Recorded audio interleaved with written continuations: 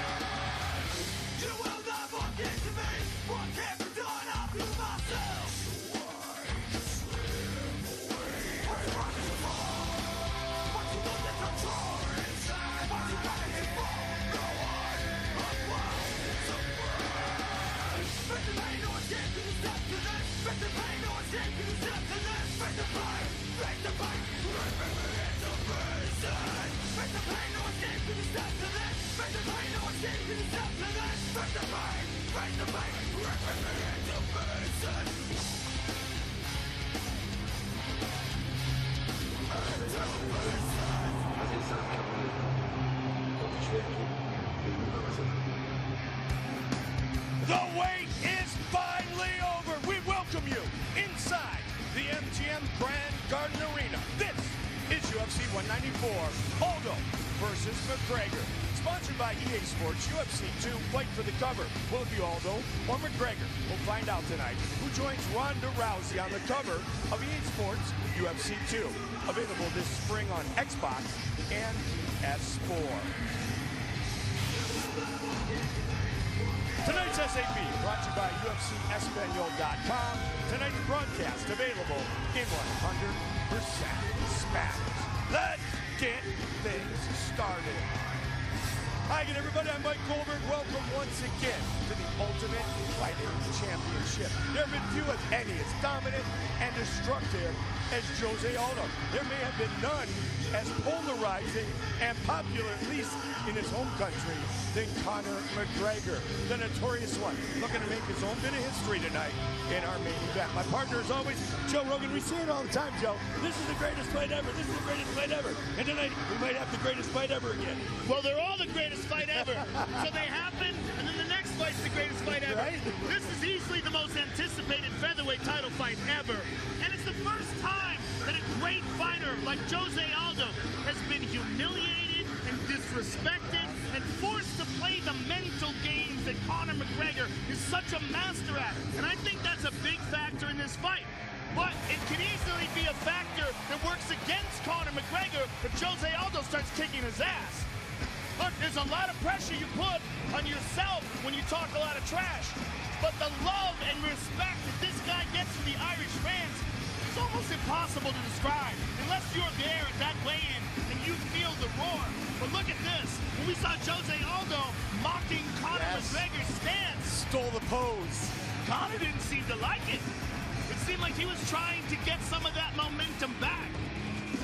Featherweight champion Jose Aldo, so destructive. The leg kicks are his key to many victories. He hasn't lost in 10 years, and he's fought every single person they put in front of him, beating people down, stopped people like right there against Chad Mendes in the first fight, nasty leg kicks, and I think a big factor in this fight, one of the best Brazilian Jiu-Jitsu ground games in the division. We just rarely see it because of his power, and that's something that Conor McGregor has in bunches. He's got serious knockout power. He also has some really unorthodox movement.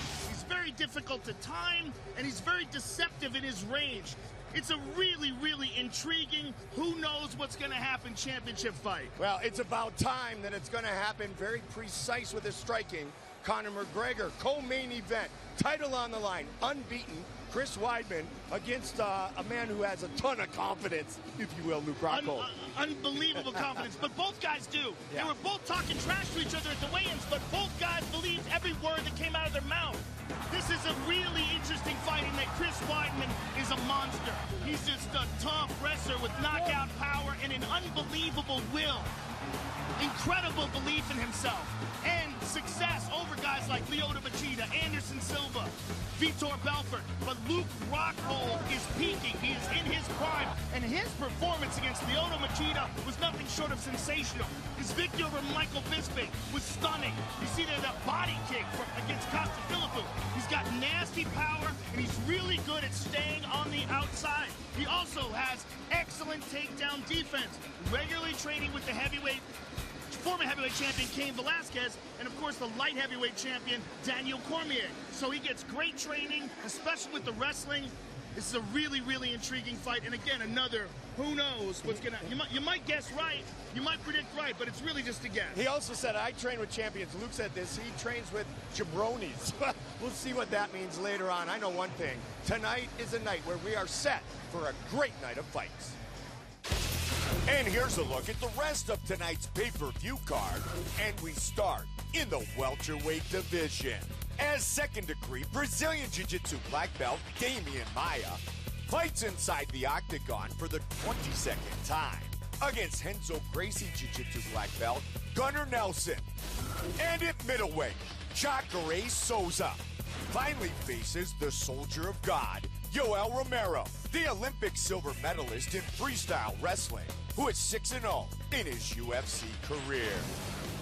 We go inside the locker room of highly talented Hawaiian Max Holloway, who at just 24 years old has already earned 10 UFC victories and looks to extend his 7-fight win streak against Jeremy Stephens, who made his UFC debut at age 21 in 2007. And tonight, enters the octagon for the 22nd time, looking for his 18th career win by knockout. Our rules in the octagon.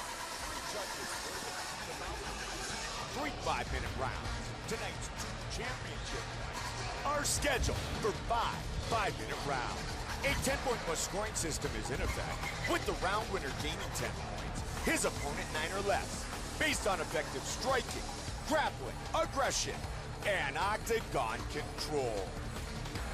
Tonight's UFC 194 is presented in high definition by the new movie, The Hateful Eight, starring Samuel L. Jackson in select theaters December 25th. Well, we know who's at the top of the ladder at 145 pounds, but we start with a very good showcase of the depth, Joe, of that division. The young Hawaiian Max Holloway going against the veteran Jeremy Stephens. We'll start with the Hawaiian.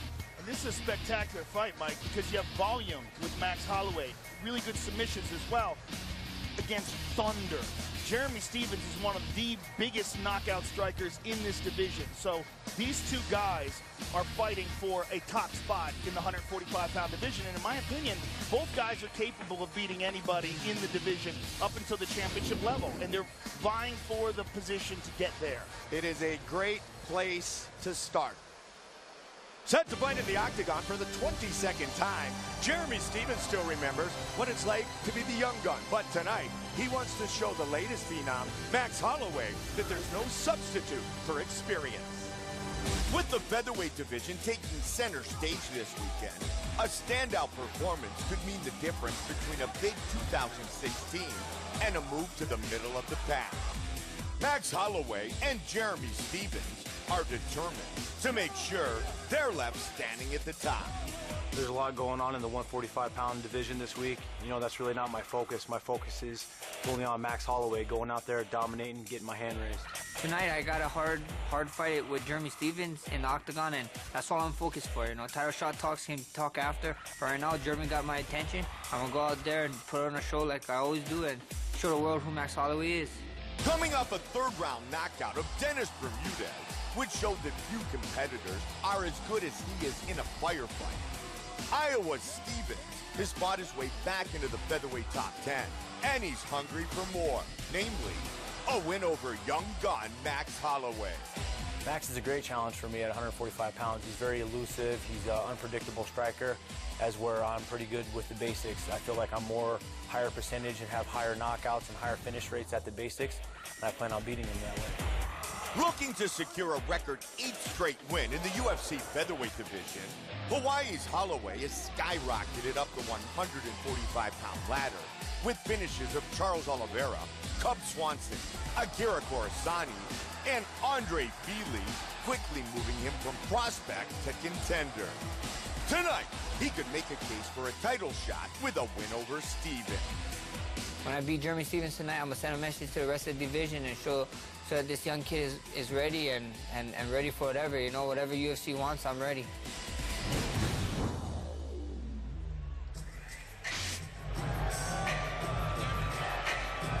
Born in Iowa, training at Alliance MMA in San Diego, California, Jeremy "Little Heathen" Stevens, who made his UFC debut at UFC 91, right here, Joe, the MGM Grand Garden Arena, and he beat none other than Rafael Dos Anjos with a huge left uppercut. That was November of 2008. A spectacular knockout, and that's something that Jeremy Stevens threatens in every single one of his fights. He's always capable of knocking you out and deep into the fight. He carries that knockout power well into the later rounds, and he's always looking for it. It's a constant threat. He's not a guy that throws a lot of half-speed stuff. Everything he throws is a bomb, and it makes him so terrifying.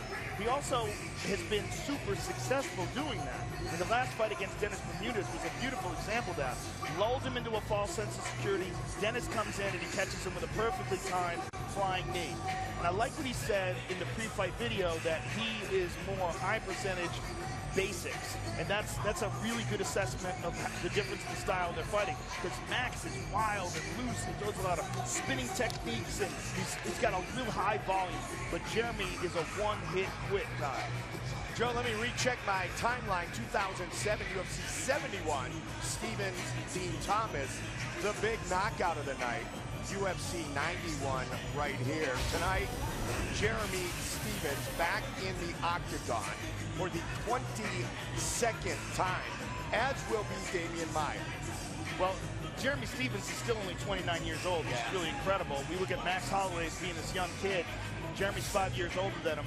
But Max Holloway is the guy that people are talking about right now, because his win streak against really high-level competition has been quite impressive as of late. Jeremy Stevens trained in the past with ruthless Robbie Lawler. Look where Lawler is today. Stevens would like to work towards that same form. Top 5 ranking, 7-fight win streak. 24-year-old Hawaiian Max Holloway, who Joey talked about being at a crossroads back in 2013 when he had a very close fight with Dennis Bermudez. He fought Conor McGregor in Boston, but then came back in Singapore and finished Will Choke. Well, he's a kid. I mean, this guy is 24 years old, and we've been watching him learn and grow inside the octagon for the last 3 years. And this past year has, without a doubt, been his most successful and most impressive. Victories over Charles Oliveira, Cub Swanson, Cole Miller, knocking out Akira Corsani. I mean, he's just looked amazing and better in every fight. And when you're young and hungry and dedicated and disciplined like Max Holloway, with great training partners and great trainers, you see these big jumps and leaps. These 20-year-old kids, 24-year-old kids, that's where the big growth is, and Max is at the door of championship caliber performances. And Joe, a very interesting storyline. Max Holloway resembles Anthony Pettis. Jeremy Stevens brought Holloway to San Diego in preparation for his fight against Anthony Pettis. So they know each other, they respect each other, they collide here live on pay-per-view. That is going to be interesting. And sometimes when guys have trained together, they show too much respect for each other. But sometimes when guys have trained together, there's none of that, because one guy knows he has the advantage. We don't know who that guy is. We may find out right now. Both of these men entered the octagon at a very young age. UFC debut for this man, Max Holloway, age 20.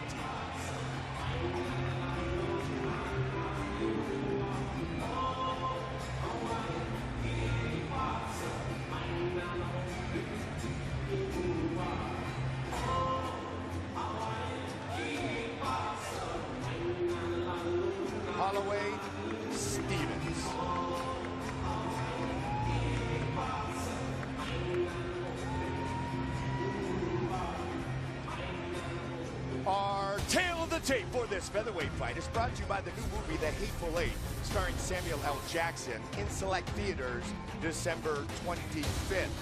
As Joe mentioned, Stevens only 29 years old. Holloway is a little bit taller, but it's Stevens who will have the 2-inch reach advantage. Let's get this pay-per-view officially started with none other than Bruce Buffer.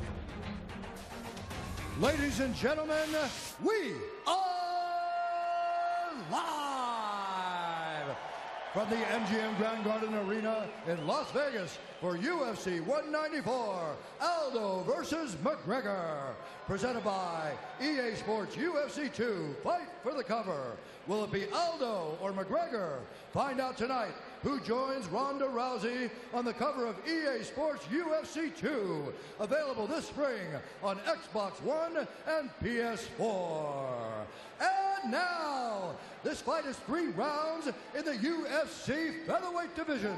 Introducing first, fighting out of the blue corner, a freestyle fighter holding a professional record, 24 wins, 11 losses. He stands 5 feet 9 inches tall, weighing in at 145 pounds.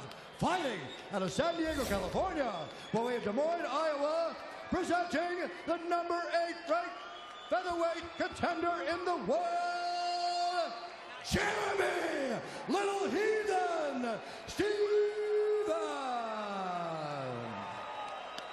And now introducing his opponent, fighting out of the red corner, a mixed martial artist holding a professional record, 14 wins, 3 losses. He stands 5 feet 11 inches tall, weighing in at 146 pounds. Fighting out of Waianae, Hawaii, presenting the number 5 featherweight contender in the world, Max Blessed Holloway. And when the action begins, our referee in charge, Herb Dean. So Herb Dean will help us get started. Don't forget, all night, UFC fans, let your voice be heard. Tell us who you think is winning each fight by following us at UFC on Twitter. Takes 1 click to vote. You help us score the fight. See all the results live. See where your vote stacks up. Here we go. The beginning of our pay-per-view. Jeremy Stevens, Max Holloway. White trunks for Little Heathen. Black trunks for Blessed Max Holloway. Southpaw stance, both men switching back and forth. Both men joke and flow very comfortably from orthodox to southpaw and back and forth. 7 straight wins for Holloway, 6 finishes, 3 bonuses. And Max Holloway usually takes more of a high volume, fast footwork approach, whereas Jeremy tends to really dig in and throw bombs.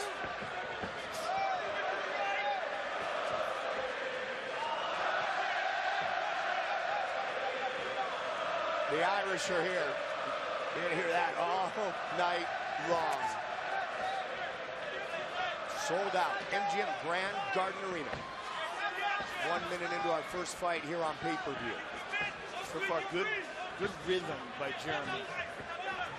Stevens, 17, Joe, of his 24 wins by knockout. You talked about how he's good with the striking.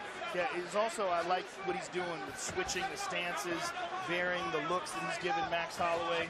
Max Holloway just looking for his range, trying to find the rhythm, looking for some openings, but so far not seeing them, but also being very respectful of the fact that Jeremy Stevens is always ready to uncork a bomb. Absolutely. So he wants to make sure that he's in a good position when he does attack.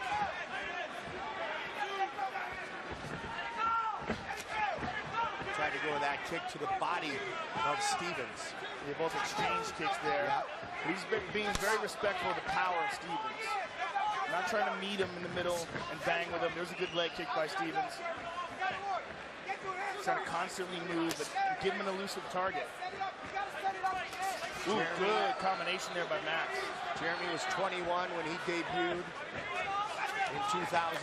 As I mentioned, Max, 20 years old when he debuted in 2012, taking the fight on 4 weeks' notice. Good right hook there by Max.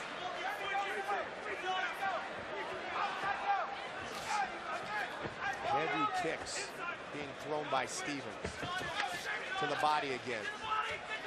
Threw a little stutter step there before he did that to gauge Jeremy's reaction.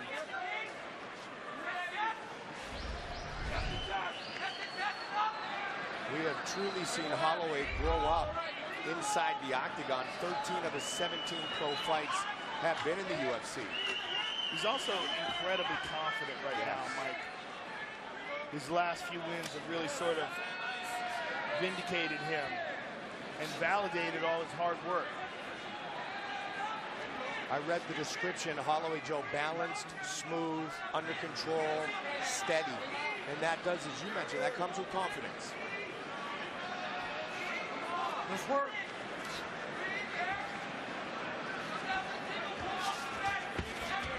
Good takedown defense so far by Holloway, and good short knee to the body.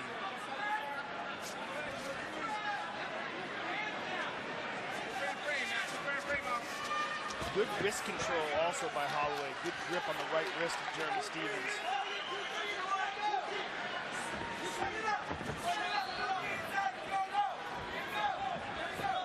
Holloway pushes forward here. Stephens trying to get back to the center of the octagon. But a very smart, cautious approach. Always wary of the possible repercussions. Always worried about the counter by Stephens. Holloway misses, ducked under by Stephens. Lead uppercut, just a little tap.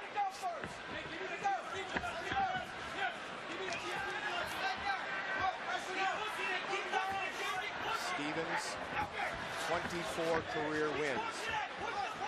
About half of those inside the octagon. It was a hard inside leg kick by Stephens. But Holloway, most of his exchanges is dictating what happens. It was a nice outside leg kick. Total strikes thus far. +5, Max Holloway. +4.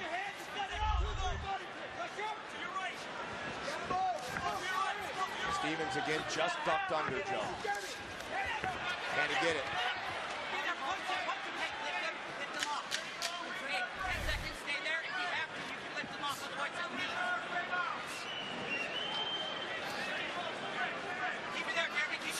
Round one in the books.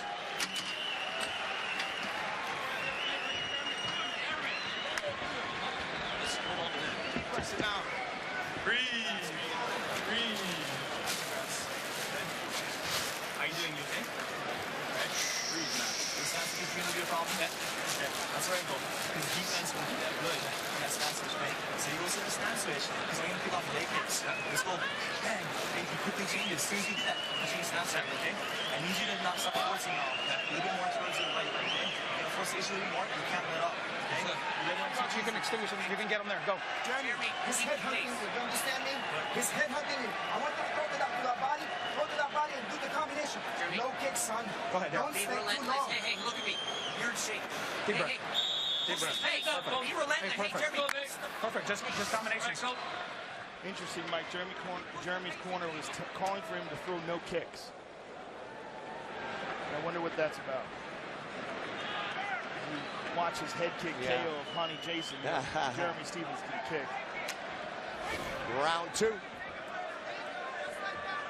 They feel he can go low, he can counter, he can punish the body of Holloway. There's the kick. Lead uppercut missed. To the body. Beautiful shot to the That's body. what they talked about, Joe.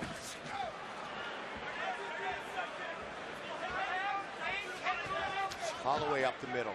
Holloway's very good at just getting just out of range of danger. Absolutely. He's got that long frame. Works very well with his striking game. And he's also, he frustrates guys and gets them, because of his elusive footwork and all his movement, it gets them to the point where they're waiting on him. And then he initiates the movement. Like this exchange here. Holloway's really a fighter that, you know, rarely sees his cardio go away. He's got a real unlimited gas tank. Well, he has a great work ethic, Mike. Yeah. But as we're seeing here in his approach, like Jeremy waits on him and then he attacks. So he's dictating these exchanges, and Jeremy's got to take that back. Jeremy's got to get after him and put real pressure on him. The way Conor McGregor fought him.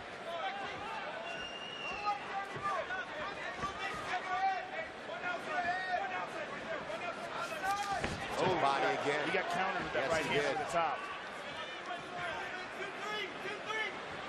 3.5 on the clock here, round 2. Spin. Nice, spinning back. Caught the leg, though. A good defense.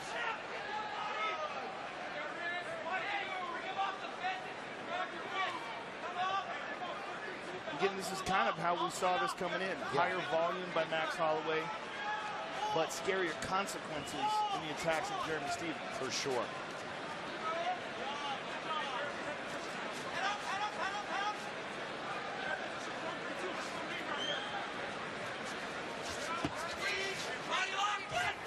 Really working hard for the takedown. Not going to happen, at least thus far.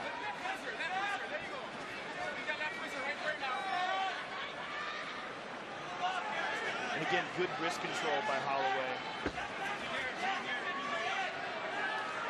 There's a tight grip, and he's out.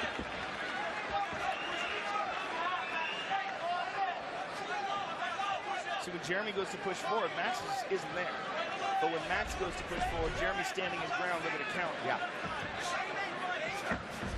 See the difference here?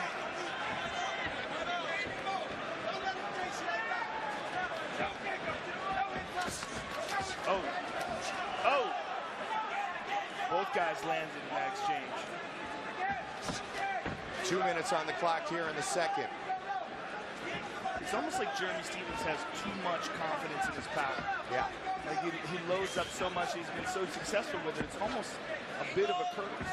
Because if he would throw combinations a little bit more fluidly and more technically, he might get more knockouts. But you can't say that because when he does win by knockout, he digs in and lands a bomb. Yeah. He's got that one strike knockout power, and so far perfect takedown defense for Holloway.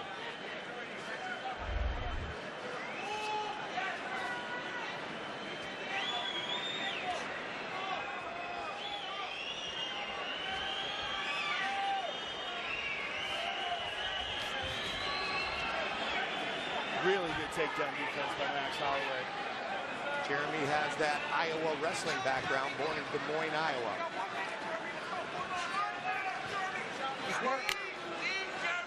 It's over a minute now on the clock in the second. Good right hand on the break by Holloway. And then out of range.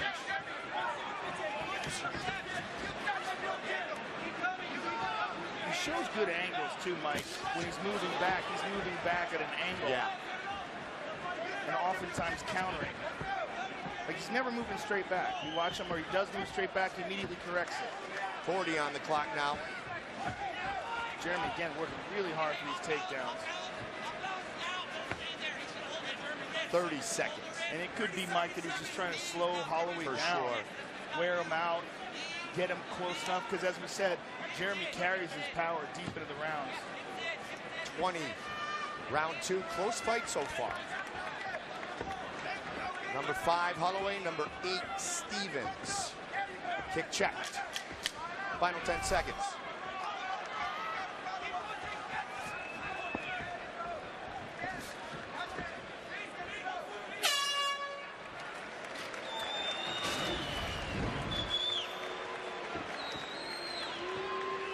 Beautiful right hand by Max Holloway. And there's another one. Excellent check right hand. There's another right hook. He's literally controlling the range right now. So we probably lost that round. I don't know who got the first one. We need to fucking take him out the third round. All right? Look at the deep breath. Deep breath. Listen, man. 1-7-3-2. You land that kick, get after it. You spin him a little bit, get after it. Throw fucking mean hooks from both sides. I'm cool with it, man. You spin that leg a little bit off balance. Right hand, left hook, right hand. Deep breath, man. You're not even breathing hard. Let's get after it. Stand up. More volume, man. Get the feints, especially when he's loading up. You're doing good. We need more volume, okay? Need more volume? You gotta move out to your right, okay? It's a stalemate every time you go right. Let's do this. Let's do this. Our round, man. Let's do this.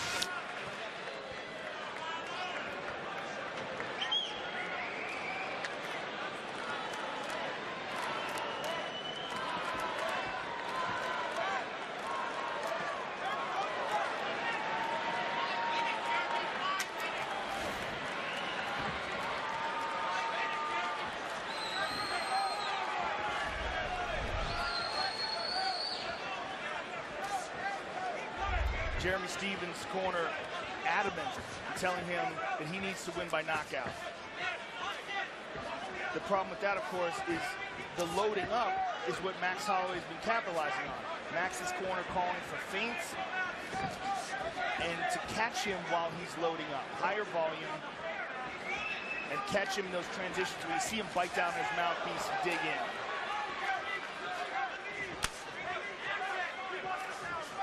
Good uppercut by Max Holloway, and Max Holloway with the takedown. Wow. Holloway moves into half guard on top. Good left hand by Holloway. And another. Max Holloway controlling the hand of Jeremy Stephens. He's got his left hand tied up with that excellent wrist control that we had talked about earlier. Good start for Holloway.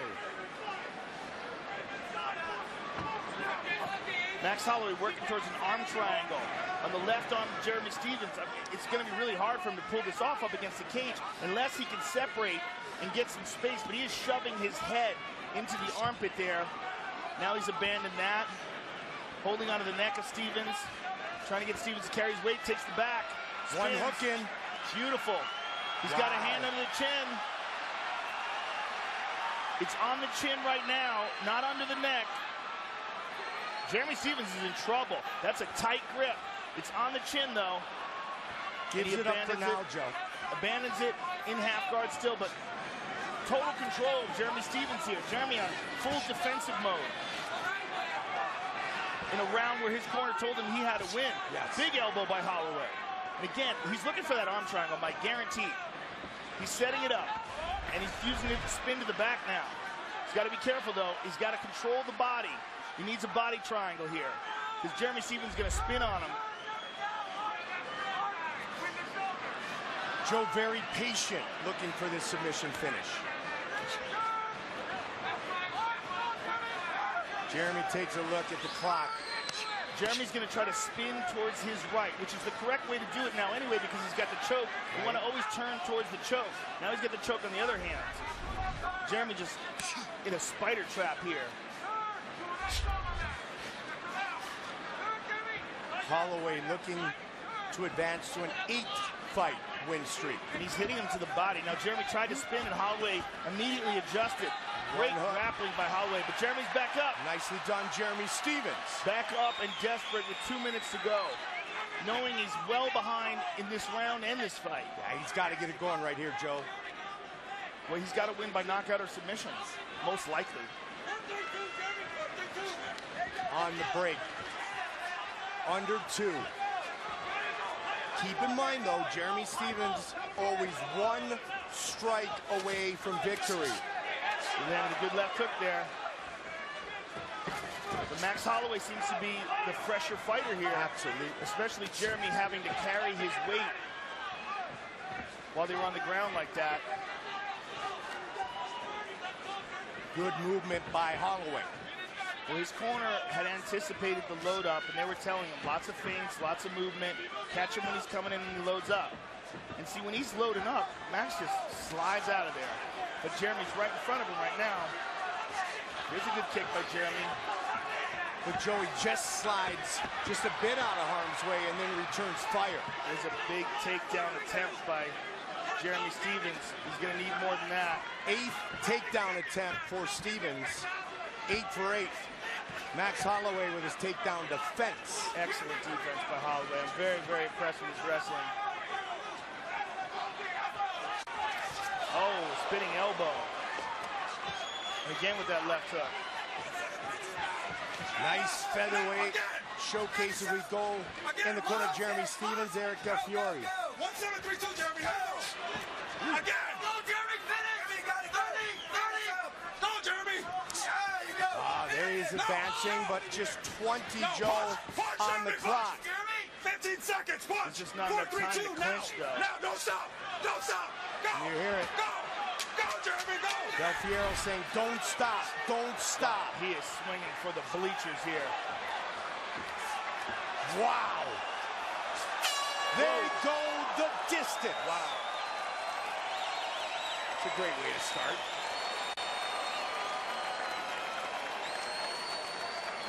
I continue to be impressed by Max Holloway. He continues to improve. His judgment of distance and range is excellent. and his ability to not be there when he catches his opponent trying to counter him and load up. Joe, take a look at our fight replay brought to you by Bud Light, the perfect beer for whatever happens. The counter right hands of Max Holloway. There you see, look at this. Oh. Boom, look at that right hook. Here's another one. Oh, there's a kick by Jeremy Stephens. And here is the one takedown of the fight. And it was executed by Holloway. And a lot of ground and pound by Max Holloway. There's a nice left hook. Really caught Jeremy Stephens clean.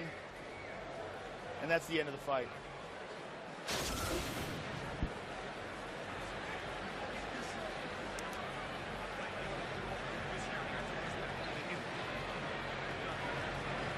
Great show of class and respect, Holloway, Stephens.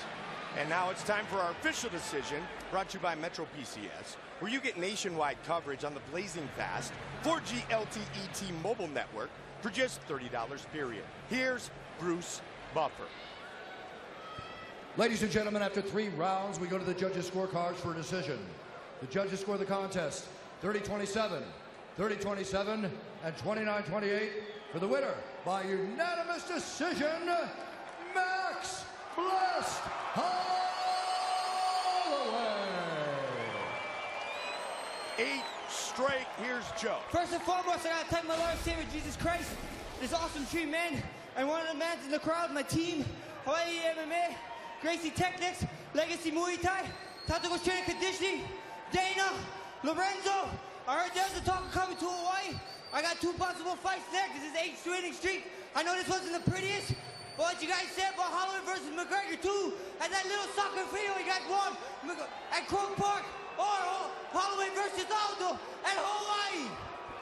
You're very worked up, Max Holloway, and you deserve to be. You had a great performance, and you're on a great win streak right now, Max, and I attribute that, a lot of it, especially through your success here, with your excellent judgment of range and distance.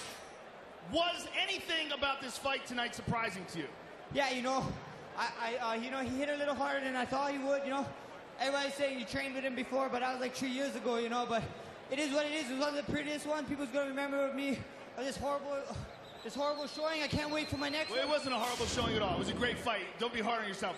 You took him down. Was that something you had planned on in this fight, or did you just act on the spur of the moment? You know, I'm a mixed martial artist, and I think I had a couple times where I could have took him down in the first couple rounds, so I had to threaten him now, you know. I felt like I had to show a little bit more. I'm a mixed martial artist, guys. I'm not just a striker. They think I'm a striker, but I got jiu-jitsu, I got wrestling. I'm growing with the sport. I can't wait. Well, you're one of the best contenders in the division. Congratulations on an excellent performance against a very, very tough guy. Max Holloway, ladies and gentlemen. Max Holloway, 7 straight wins at 145. You saw graphically, tied for #1 with the man who will be featured in our main event of the evening, Jose Aldo. Speaking of main events, welcome 2016 with ruthless Robbie Lawler and the natural-born killer, Carlos Condit. First fight in the books. Great action still ahead here inside the Octagon. UFC 194, Aldo versus McGregor, is being brought to you by Bud Light, the perfect beer for whatever happens. By Metro PCS, where you get nationwide coverage on the blazing fast 4G LTE T-Mobile network for just $30 period. And by the new movie, The Hateful Eight, starring Samuel L. Jackson, in select theaters December 25th. Tonight's arrivals are sponsored by Harley-Davidson, the only motorcycle worthy of being in the Octagon. Roll your own. Jose Aldo, the longest reigning champion in the UFC today, has won 18 straight fights, held the featherweight belt for over 5 years, and has not lost since November of 2005. His opponent, the interim champ, Conor McGregor, who's riding a 14-fight win streak, has earned 16 of his 18 professional wins by knockout, including 5 of those in the Octagon, and is confident that he will end the night as the undisputed UFC featherweight champion. What's your problem? Bored? Stop whining and watch a fight. Not just a fight, pretty much every MMA fight worth watching. How? UFC Fight Pass, that's how. It's a digital streaming service with the world's largest fight library, original shows, and exclusive live events. That's thousands of fights being through your eyeballs and into your brain. Anywhere, anytime. Problem solved. UFC Fight Pass. Fighting solves everything. Oh, and a big thank you to all of our Fight Pass subscribers around the world. And how about this one for all of you? UFC Fight Pass already has the biggest fight library in the world. It's also your destination for exclusive live prelims leading into every big event. How about this one? We have for you on UFC Fight Pass on the prelims on January 2nd. A fight that was supposed to happen in Dublin will happen on January 2nd. Dustin Poirier, Joseph Duffy, that will be the headliner, Joe, of the UFC Fight Pass prelim. Excellent, excellent fight. Dustin Poirier, I love him at 155 pounds. I think he's just too big for 145. He's training himself at 155. He's very dangerous with some serious knockout power. And Joe Duffy is one of the most exciting young prospects in the division. You're talking about the guy who's the last guy to beat Conor McGregor. He submitted him, and his real strength is in his striking. He's had professional boxing bouts. He's got very clean technique in all the striking disciplines. And I think this is a really outstanding fight. And the winner is going to emerge as one of the top prospects in the 155-pound division, which is, of course, one of the most talent-rich divisions in the UFC. It's a very important fight. So there you see it. It is live and exclusive on January 2nd. Dustin Poirier, Joe Duffy only on UFC Fight Pass. Again, a big thank you to all our Fight Pass subscribers around the world. It is the UFC's digital streaming service, UFCFightPass.com. Tonight at UFC 194, Aldo versus McGregor, sponsored by EA Sports UFC 2, Fight for the Cover. Will it be Aldo or McGregor? Find out tonight who joins Ronda Rousey on the cover of EA Sports UFC 2. Available this spring on Xbox One and PS4. We just looked at the champion and the big challenger at 170, Joe. They lead a great group of warriors in the welterweight division. This is an amazing division. This might be the era of the 170-pound division because it's really never been stronger. I mean, we're looking at it here. Look at this. Rory McDonald, Tyron Woodley, who's been waiting forever for a title shot. Johnny Hendricks, who will face Stephen Wonderboy Thompson. Okay? Carlos Condit, of course, a former WEC champ, long-time contender. Matt Brown, one of the most dangerous guys in the division. Damian Maia, arguably right next to Jacare, the best Brazilian Jiu-Jitsu guy ever in MMA. Dong Hyun Kim, Stephen Thompson, of course, we talked about before. Neil Magny, who looked amazing against Calvin Gastelum. Tarek Safadine, Rick Story, Gunnar Nelson, and we didn't even bring up Tim Means, who was sensational last night. This is a rich division with so many guys that have real, true championship-level talent. As we are midway through the UFC's 9 Days of Fury, it's about time. As mentioned, the welterweight division has produced several sensational bouts in 2015. And as the year comes to a close, we've got a great matchup between Gunnar Nelson and Damian Maia. Two of the mixed martial arts world's premier grapplers will collide in Las Vegas tonight as Damian Maia and Gunnar Nelson meet in an intriguing welterweight showdown, expected to display plenty of elite ground fighting. Well, this is the grappler dreams matchup, this fight. So everybody who grapples wants to see this match, and they want to see us go to the ground. So I think that's we're gonna go there and we're gonna have a few good scrambles. Quando a luta for pro chão ou a luta ficar agarrada no jiu-jitsu, ninguém vai poder cometer um erro. O meu jiu-jitsu é bom, o jiu-jitsu dele é bom também. Qualquer erro vai possibilitar uma finalização. Like Maia, Iceland's Nelson is a decorated jiu-jitsu black belt whose ground prowess has seen him submit 4 of his UFC opponents. But his most recent win, a first-round submission of Brandon Thatch, may have been his most impressive yet, as he used his ever-improving striking game to set up a tap-out in less than 3 minutes. Yeah, my fight with Brandon Thatch was a good one. Finished it in the first round, and I'm gonna keep it up.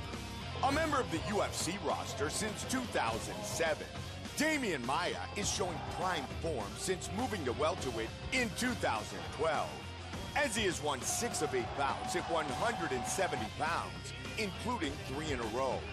Fresh from a performance of the night submission of Neil Magny, Maia will now travel from his native Brazil to take on Nelson. Eu quero ganhar do Guna nessa noite porque eu quero ser campeão. E ele é uma das lutas mais difíceis que eu já tive nessa categoria de peso. Mas eu vou lá para vencer essa luta e poder ter a chance de disputar o cinturão.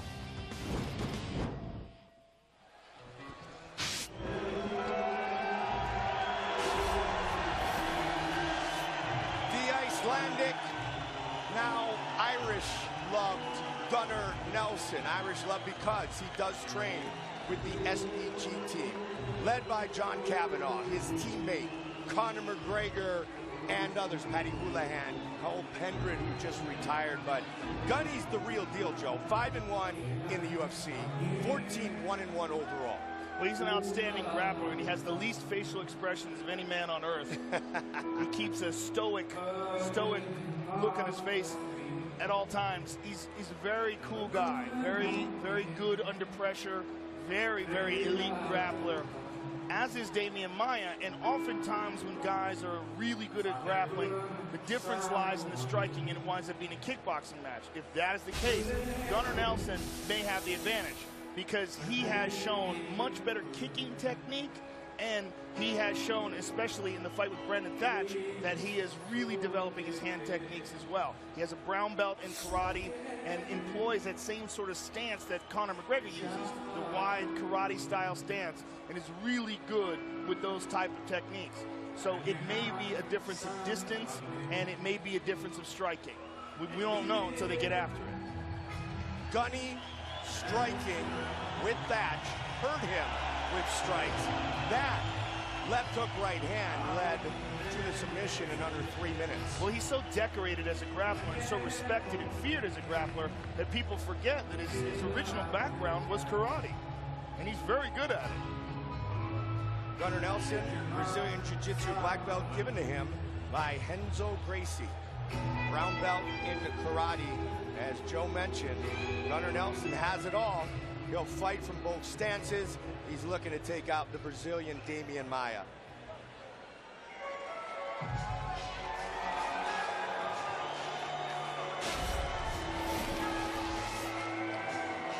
Damian Maia, 2nd degree Brazilian Jiu-Jitsu black belt. 22nd UFC fight. We just saw Jeremy Stephens at number 22. Joe, going into tonight, over 1,500 fighters have appeared in the UFC. Only 28 have made it to 20 fights. That is 1.9%. Well, Damian Maia, one thing to consider in this fight is that Damian Maia began his career much larger at 185 pounds. He was well over 200 when he would make his weight cut. He's leaned out considerably, and now he is one of the bigger 170-pound fighters. Gunnar Nelson is the guy who cuts very little weight to get to 170. He doesn't like to drain his body. He doesn't like the idea of dehydrating himself 24 hours before a contest, and he thinks the technique and skill are more important than size. He feels he fits well in the 170-pound division. Damian Maia, if they do grapple, though, will have a distinct size advantage. Will that matter? Especially when Gunnar Nelson is so talented at jiu-jitsu. We won't know. We won't know until they actually lock up and we find out what happens. But another thing to consider is that Damian Maia is not known as being the best kicker in the world. So we may see Gunnar Nelson operate at a much wider stance and a longer distance to keep Maia away, so he can set up those punches with those leap-in karate-style blitzes like he used on Brendan Thatch. First 13 fights inside the octagon for Maia were at 185. Our tale of the tape for this welterweight fight is brought to you by the new movie The Hateful Eight, starring Samuel L. Jackson, in theaters December 25th. Look at that, the elder, over a decade difference, 11 years older, 2 inches taller, everything else identical. 2 great grapplers going to go head-to-head inside the octagon. With the official introductions, here's Bruce Bubba.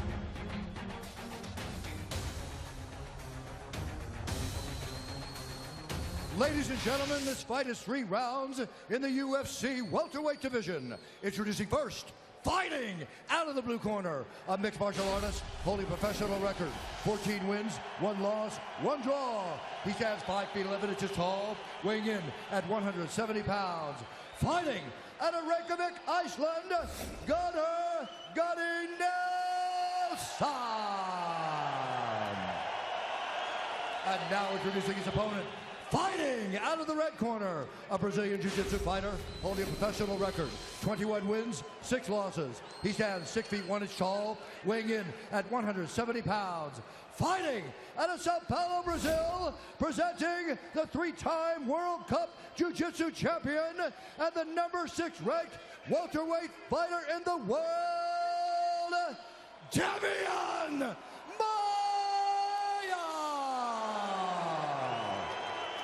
And when the action begins, our referee in charge, John McCarthy. Big John McCarthy, our referee. Our first taste, Joe, here on pay-per-view of Ireland against Brazil, which will be the matchup in our main event of the evening. People from Iceland right now are furious. Yes, but I qualified it during the walk-in. He's from Iceland, but he trains in Ireland. Back myself up. At least Look I at hope. that big, quick shot by Damian Maia. Closed the distance very quickly. Well, let's see how this grappling stacks up. Gunnar Nelson takes him to the ground, and on top, Damian Maia scrambles right back up to his feet. One thing to take into consideration, although I'm not a big fan of MMA math, they do have a common opponent in Rick Story, where Gunnar lost a decision to Rick Story, and Damian Maia absolutely strangled him. Manhandled him and strangled him in one of his first fights at 170 pounds. UFC's teamed up with 7-Eleven to give fans a chance to win a new Harley-Davidson. Download the 7-Eleven app on a smartphone, verify your age for a chance to win the motorcycle. Also visit a local 7-Eleven store for additional ways to enter. Gunnar with excellent control of the neck while Damian Maia is working for that single. This is a high-level chess match right here. It certainly is. Look at that. Beautiful trip, but Gunnar with an awesome adjustment on the fly and then stepped over again. Gunnar on top with beautiful movement here. He's got his leg trapped. And what Damian Maia wants to do is get deeper under the arm there and get behind his back and try to roll him back over. Gunnar Nelson with a short elbow. Gunnar on top here, in control, wants to free that leg. He wants to get that left leg out from in between the 2 legs of Damian Maia. It's almost out, and it is out, but now he lost that position where he's totally on top of him. Damian's on his side now, and Gunnar shoving that underhook. Look at this, steps over. Beautiful pass attempt by, this is some high-level stuff, folks. Maia winner 3 straight, Joe, coming off a submission performance of the night by rear naked choke. Same can be said. Thatch was got his finished back. by rear He's got his naked. back. Now it's Maia trying to control.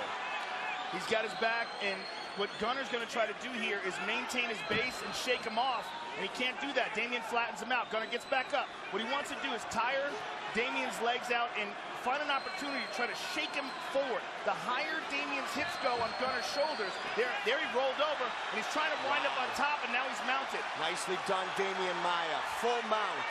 Big shots from the top by Damian Maia. He's going to give up his back, but Gunnar wants to spin. He wants to half give up his back and then turn back the other way again and try to reclaim half guard. But he's stuck because Damian Maia anticipated it, saw it coming, and trapped him. This is a brick wall on top of you here. This is not a normal mount. This is a world championship jiu-jitsu mount. 13 total finishes, 10 by submission for the Brazilian. There's the big buck, but Damian holds the position. Gunnar could not buck him off. But again, Gunnar wants to shake him off the top. The higher Damian's hips get to Gunnar Nelson's shoulders, the easier it is for Gunnar to pop out the back. But Damian well aware of it. Look how he's got his legs locked up. Really clamped his legs down to hold that position. Doing a nice job with his ground and pound as well. Striking, trying to break down Gunnar Nelson. He's hurting him with these shots, but he can't commit to it too much because he needs one arm to post to keep his body on the back of Gunnar Nelson. Now he's switching to a body triangle, but this is a much more fragile position, the way he's got it right here. Now he's better. Now he's better because they went to the ground. And I believe he went to the ground on purpose to try to readjust. The body triangle holds Gunnar Nelson in place. And Gunnar's just got to keep his arms wrapped around his face and wait for his opportunity to try to move. But while Damian Maia has that body triangle on him, his body is essentially locked into that position. This is what Damian Maia used on Neil Magny. Damian looking to get that arm, the rear naked choke now, softening Gunnar Nelson out. Now he's got him flattened out. And Gunnar doesn't allow himself to totally get flattened, turns back around again. Beautiful control and jiu-jitsu by Damian Maia. This is the difference between a high-level black belt and one of the best of all time. Final minute of round number 1. Total strikes, 60 to 1. Hard elbows from Damian Maia. 30. Gunnar Nelson has absorbed a lot of punishment here. Damian's gonna switch to an armbar. 20 seconds. Gunnar's in a lot of trouble. Can he get it here? Can he finish this fight? Nope. Looking for Look it. at that spin. Beautiful Nicely position. done by Gunny. Beautiful spin by Gunnar Nelson. Big shot from the top by Gunnar. Wants to step over that left leg, and he does. The right leg, excuse me. What a round.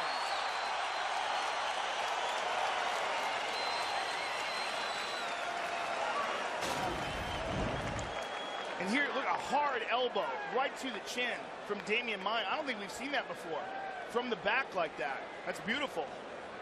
Now look, as soon as I saw him hook that arm, I'm like, he's gonna go for the arm. He switched beautifully from the back mount to the arm, but look at Gunnar Nelson, so aware and so ready to defend. Back in the toes. John You're gonna pick Kavanagh. him off in the second round. Calm yourself down. Full recovery here. Meet him in the middle, get on the toes, pull those shots. This is their round now. He barely stood up at the end of that round. Born in Iceland. Here we go. Training with the SPG team. On your toes. In Dublin, Ireland.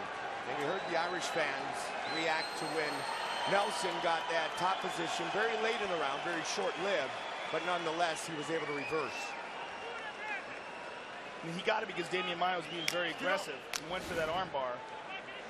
Which, Joe, if you're going to do that, do it late in the round, right? Yeah, watch for the kicks of Gunnar Nelson, especially from this position. Both guys standing wide open for the back power kick. Good movement there by Gunnar.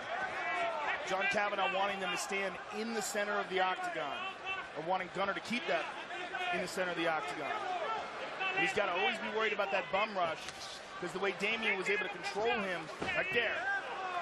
Deep shot, single. Dropped him down. He's trying to adjust, and he's on top now again. Very nice scrambling from Gunnar Nelson, but Damian staying with him, constantly driving forward, still holding onto the single, adjusting around the waist. Gonna try to trip that left leg. But Gunnar is gonna try to anticipate it and roll with him as he's done twice so far. Gunnar. Yep, John McCarthy looking right at his hand, can't hold the fence. John pulls it away. Right in front of our broadcast position. See that perfectly. Maia, always so patient with his transitions. And this is an interesting situation. Like, he keeps grabbing Again, that fence. John pulls his hand. Man, he's gonna get a point taken He away from him if absolutely he does is, that. Joe. Damian Maia is slowly working his way to Gunnar Nelson's back, Mike. He's got it. Yep. Beautiful job. Pulled that leg out. Knew Gunnar had to adjust. Got that second hook in because of it. Half of his UFC wins by submission, 38-year-old Damian Maia. And he's softening Maia up with these punches. And now Maia trying to hang on the back as Gunnar stands up. We've seen this before. As long as Gunnar keeps 2-on-1 here, 2 hands on 1, the choking arm, which is the one that's underneath his chin, he's relatively safe. But Maia has a body triangle wrapped around him, and he's hitting him hard with these punches. Maia's really improved in this area, Joe. Not just the striking, but more so right here in the ground and pound and the grappling exchanges, dirty boxing, good strikes, landing for the Brazilian over and over. Well, he's certainly putting some serious punishment down here on Gunnar Nelson as Gunnar tries to survive. the Brazilian Jiu-Jitsu game, in which he's very good at as well. Well, there's very good, and then there's great. And that is what Damian Maia is. I mean, he is one of the very best to ever compete in MMA in the world of Brazilian Jiu-Jitsu. One of the, if not the most decorated Brazilian Jiu-Jitsu competitor to ever enter the octagon, 5-time world champion. And Manny's done a great job locking Gunnar the Nelson, body of look at Gunnar this. Nelson. Gunnar Nelson almost on top of him, and now he is. Damian looks for the clock. What's important is that butterfly, and then he just got that free. That was a beautiful job by Gunnar Nelson. It was just a manipulation of the feet of Damian Maia. It was only 1 foot that was keeping him from establishing a better position, and he got that foot off the knee. Now will Nelson look for ground and pound in jiu-jitsu, or will he look to stand up? Well, Damian not going to have the choice right here. Right Nice job. Damian Maia reverses 90 seconds remaining in the second round. Well, one thing to take into consideration is that Gunnar's been defending so much, Damian's been attacking, and Damian's been doing damage. That all saps the energy of Gunnar Nelson. Maia said he knows Gunnar's talented, very good grappler. Says he's very dangerous in all positions, but so far so good for the native of Sao Paulo, Brazil. And a huge advantage in total strikes. Wow. 104 and adding. Yeah, the amount of punishment that Gunnar's taken in these exchanges. 9th fight at 170 for Maia. 6-2 record. Maia's staying on top here, establishing a good position with that shin pressing down on the thigh. Oh, these are hard elbows, Mike. Over and over. Nelson nowhere to hide here. But John McCarthy, being one of the best referees in the world, knows that Gunnar Nelson's a durable guy and he's not in trouble. So even though he took those shots, John's just standing by watching, letting him defend. Damian Maia moves to full mount. Very bad for Gunnar Nelson. Final 10 seconds of the round. Final 10 seconds, but a humiliating second round. Just being smushed and pounded on by Damian Maia. Looking for his 4th straight win. Let's breathe. That's it, breathe. Faz postura para experimentar. Posture up. A luta tá ganha por pontos. You've won the fight on points. A luta tá ganha. A luta The fight's tá ganha. won. Ele vai ter que vir pro foda-se agora. He's going to have to come with all or nothing right now. He's going to try to kick you. He's going to try to take you down. Então, inteligência. O que a gente faz? O cara tá morto. Actively, let's try and get that guillotine position. Work for top position John off it. Kavanaugh. Don't pull guard on the guillotine. Wrap up the head and work for top position off it. There you go. You've got loads left. You've loads left. Gunnar Nelson Wrap up the head and had a stay on draw top. in his first pro MMA fight. He has won 14 of 15 since. Beautiful Ariani, Brittany, Chrissy, Vanessa. 3rd and final round. Interesting that his corner is calling for him to grapple with Damian Maia. His corner is calling for him to get the guillotine position and work for the top. Maia's corner, of course, Joe, as we heard, saying you've won this fight on points. You've won this fight on points. But let's not get passive. Let's not give him an opening. Damian Maia far fresher here in his movements. And again, Beautiful takedown, but again, Gunnar scrambles. Very nice scrambling. And there's this guillotine position that they were talking about. Let's see if he can work for the top here. It's one of Gunnar's best positions. Trying to hold on to the head, though, but his leg is still trapped. He's working for a top position, just as John Kavanaugh asked him to do.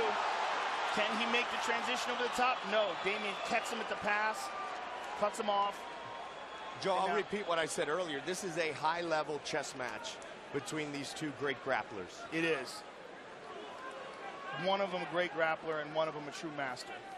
I mean, Gunnar Nelson he's a very exciting, very talented, skilled grappler, but Damian Maia's on another level. Absolutely. And the man we're going to see still ahead here on pay-per-view too, Jacare Souza. Body head by Maia.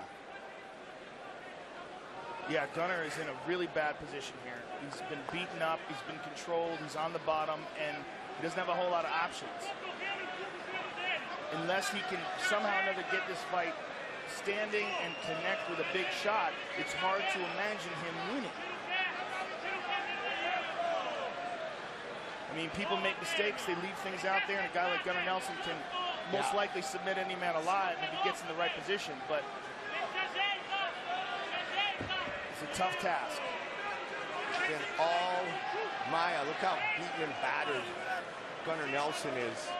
Just over 3 minutes on the clock. Third and final round, another big elbow. Damian Maia is such a good human being and a great teammate. He's definitely trained with all the greats in Brazil and a lot in Los Angeles. With Anderson Silva and the likes, and Luis Doria, the professor. Look at this, 141 to 5, perhaps the most lopsided in total strikes in UFC history. Yeah, it's like gotta be right. Third round fight, and it's just all been ground and pound. And he's got his back again. Damian Maia locks on that body triangle to keep Gunnar from turning into his guard. And Gunnar's just hanging on here. 2:20 to go, really just trying to survive. And he may have resigned himself to the fact that he's lost this fight, and he just wants to not get submitted. Joe Maia does such a great job at keeping that body triangle tight and controlling his opponent in that form. He does, but see what Gunnar Nelson's done by turning towards the side where it's attached. He puts pressure on the ankle and it makes it harder to really squeeze down on the internal organs. But it's really just, I mean, more pain on the ankle and the foot of Damian Maia, and he's still maintained the position. And Maia's trying to punish the internal organs with those body shots. Him back over again, back to the good side. Yep. Yeah, now he can really dig in. Don't forget, UFC fans, let your voice be heard. Tell us who you think is winning each fight by following @UFC on Twitter. It takes one click to vote on how you're scoring the fight. See all the results live. Find out how your vote stacks up. Follow @UFC on Twitter. Work well, let's go. I mean, he's telling Gunnar to work his way out, but good luck. Man, he's really squeezing down now, Maia. Yeah, but he doesn't have it. He's just kind of on his face. It hurts. It hurts your jaw, it hurts your face, but Gunnar Nelson's never going to tap from this. He's going to have to get it under the chin if he wants to submit him. Just total domination by the #6 contender in the world, Damian Maia.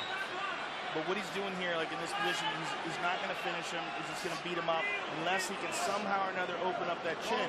He needs to slide that arm under the chin, and Gunnar is just so seasoned. He knows how to defend himself, and he might not be able to do anything about it. But at least he's defending himself. Damian just motioned with his hand. Something, not sure what it is, but now we've just got 15 seconds left. And he's controlling the posture of Nelson. Yeah, I don't know what that was either. Who was he motioning to? He may have had the early celebratory fist, you think? As he was winning. Possibly. He's definitely dominated Gunnar Nelson, the submission guy. Great performance by Damian Maia. Yeah, truly dominant performance on the ground by Damian Maia. Fight replay brought to you by Bud Light, the perfect beer for whatever happens. The story of this fight was just the brutal ground and pound. There's that from the back mount. And here he's pounding him while he's grappling with him standing. There's some nasty elbows by Damian Maia. It was really all Damian Maia in this fight. Very little success other than a few scrambles where Gunnar Nelson managed to get on top for some brief moments. Just a lot of punishment dished out by Damian Maia, but was not able to put away the durable Gunnar Nelson, who showed very good defense despite being overwhelmed. Time for our official decision. It is brought to you by Metro PCS, where you get nationwide coverage on the blazing fast 4G LTE T-Mobile network for just $30 period. Damian Maia about to be awarded his 4th straight win. Here is Bruce Buffer. Ladies and gentlemen, after 3 rounds, we go to the judges' scorecards for a decision. The judges score the contest 30-26, 30-25, and 30-25 for the winner by unanimous decision, Damian Maia.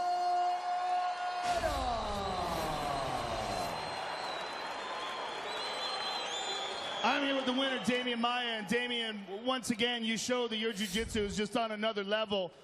Many times when two talented grapplers fight, it winds up being a stand-up exchange. Did you know coming into this fight that it would wind up the way it is, that you would wind up grappling? At least in my case, I came to grapple. I believe in my jiu-jitsu, and I came for that. Gunnar asked for this fight, and we accept. Now, you know, I have 9 fights in this division, 7 wins, now 4 in a row. Everybody that I fought was ranked, and now I ask Chudana, Lorenzo, Joe, I want to fight the winner of Carlos Conde and Robbie Lawler for the title. I truly believe in my heart that I can be world champion of the world, and I want to have this chance. Well, Gunnar Nelson is a very tough guy and a very durable guy, but that was about as dominant a performance on the ground as you can have inside the octagon. There's a few guys that are ahead of you in the rankings, though. What are your thoughts on the rankings themselves and where you fit in there? You know what is weird? I won Neil Magny last fight by submission. Then after that he fought and he won. And then he fought and he won Gastelum again. And Gastelum, after the loss, he got two positions better, which is okay, he's a great fighter. But for me, I won Magny and I still 6th in the world. I don't know what happens, you know. This ranking must be more serious, you know, by numbers and, you know, like a mathematical formula. It's impossible to have like something just wish that this guy is better or the other one. I think it must be something more exact. I agree with you, and I think your performance most certainly moves you up close to the top. Thank you very much. It was very, very impressive. Obrigado, pessoal no Brasil. Tanto que tá lá no Brasil quanto que tá aqui. Vocês são demais. Eu amo vocês. Thank you all the Brazilian fans. Also thank you all the Irish fans here. You know, I met them yesterday at the hotel, and they all nice to me. You know, so thank you Brazilian, Irish fans, American fans, everybody for coming here. I love you guys. Thank you. Damian Maia, ladies and gentlemen. Been a really, really good night for the Brazilians thus far. And we have a Brazilian who is the UFC heavyweight champion of the world. That is Fabricio Verdum. Cain Velasquez, the former champion, here to watch his training partner Luke Rockhold, but set for the rematch. February 6th, UFC 196, Joe, right here, MGM's Grand Garden Arena. Oh, I'm so looking forward to this rematch. A C-level Cain Velasquez versus Fabricio Verdum, and what a performance Fabricio put on Cain Velasquez in the first fight, and I guarantee you, you're going to see a hungry, motivated Cain Velasquez in the rematch. But will he be able to do anything about the beautiful skills and the improved striking of Fabricio Verdum? It's going to be awesome. All right, also on the card, Super Bowl weekend, Johnny Hendricks, the big rig, against Wonder Boy, Stephen Thompson of the big country, Jared Rochelle. How about Josh Bergman moving to 155? That's crazy because Bergman has fought as high as 205 in the past, but man, the one that stands out right there, Johnny Hendricks and Stephen Thompson. Woo-wee, that's going to be fun. A very motivated Johnny Hendricks, really upset at his last performance, really upset at what he did in not making weight, and of course, Stephen Wonderboy Thompson has really come into his own this past year, looked absolutely sensational against Jake Ellenberger, training on a regular basis with the middleweight champion, Chris Weidman. He's one of the dark horses in that 170-pound division. Bergman, Nunes, Kyle, Spencer on the preliminary card right here, Super Bowl weekend. Verdum versus Velasquez, 2. All right, up next, a middleweight confrontation. Jacare. He's won his last 8 fights. He's 5-0 inside the octagon. And finally, on the 3rd try, the former Strikeforce champion meets the Olympic silver medalist, the Soldier of God, Yoel Romero, unbeaten inside the octagon. Ricardo Laborio at American Top Team said he's the best athlete on our team. Explosive, winner of 9 of 10 of his professional fights by knockout. So that marquee matchup is next. 1 week from tonight, one of the most beloved fighters in UFC history, Donald Cowboy Cerrone beats the champion, Javier Dos Anjos, live on Fox, with the lightweight title on the line. Next Saturday, the year ends big with a world lightweight title fight. These are two of the elite in the UFC going at it. Dos Anjos takes on the Cowboy, plus two heavyweight legends. Unbelievable. Dos Santos Just vicious. battles Overeem. And Nate Diaz returns to face Michael Johnson. UFC Fight Night, next Saturday, free and on Fox. Rematch time, Joe. Dos Anjos, Cerrone, 2013. By far the biggest win at that time of Dos Anjos' career when he took down Cowboy. And both guys have gotten a lot better since then. Of course, Dos Anjos putting on just an absolutely stellar performance in wrestling the title away from Anthony Pettis. And Donald Cerrone has been nothing short of amazing and has been incredibly active. And this is a fight that he's earned without a shadow of a doubt. And of course, Junior Dos Santos versus Alistair Overeem, that's a fight we've been asking for a long time. And a lot of heated words exchanged between the upcoming streaking Michael Johnson and a guy who's still, Nate Diaz, motivated and in shape, is one of the most talented guys in the 155-pound division. 1 week from tonight, live on Fox. Great to be here inside the sold-out MGM Grand Garden Arena middleweight time, Joe. The top five. Of course, Weidman and Rockhold going to fight for the title. Jacare and Yoel Romero coming up very, very soon. And what a spectacular matchup of grapplers. You're talking about arguably one of the all-time best Brazilian Jiu-Jitsu guys in this division, Jacare Souza at 185 pounds, and Yoel Romero, arguably one of the all-time best wrestlers. Both of these guys are amazing athletes. Both of these guys have complemented their grappling technique with spectacular knockout power. It's an amazing, fast twitch, muscle chaos experience, and we're going to see it any minute now. The Fantastic Four set to battle here at UFC, Aldo versus McGregor. The Olympic silver medalist Yoel Romero has smoothly transitioned into one of the top middleweights in the UFC. Tonight, though, he faces another very tough task against the one, the only, Jacare Souza. With Chris Weidman already defending his UFC middleweight title against Luke Rockhold in tonight's co-main event, the next man to challenge the winner may be determined on this same UFC 194 card as Jacare Souza faces off with Yoel, Soldier of God Romero. Bueno, Jacare es un extraordinario peleador. Está invicto en el UFC. Desde que entró está invicto y eso habla muy bien de sí. Pero creo que todo hombre tiene debilidad. Romero nunca encarou atleta como eu, porque eu coloco meu jogo em prática. Eu faço o adversário lutar nas minhas regras. E é isso que eu vou fazer. A 2000 Olympic silver medalist in freestyle wrestling for Cuba, Romero has turned into a knockout artist in MMA, with 5 of his 6 UFC wins coming by way of strikes. In his most recent octagon battle, Romero halted former UFC champion Lyoto Machida in the 3rd round, earning the Soldier of God Performance of the Night honor. Para pelear contra Jacare hoy hay que ser un verdadero peleador de artes marciales. Pelear en cualquier distancia, en cualquier estilo. Y voy a pelear con él en el estilo donde caigamos. A renowned submission artist from Brazil who has added a lethal striking game to his arsenal, former Strikeforce champion Jacare extended his current win streak to 8 when he submitted Chris Camozzi in a little over 2 minutes, setting the stage for tonight's showdown with Romero. Yoel é desafio grande para minha carreira, é desafio grande que eu tenho essa noite, mas eu vou superá-lo, porque eu me preparei 100% para isso. Eu vou provar isso dentro do octógono.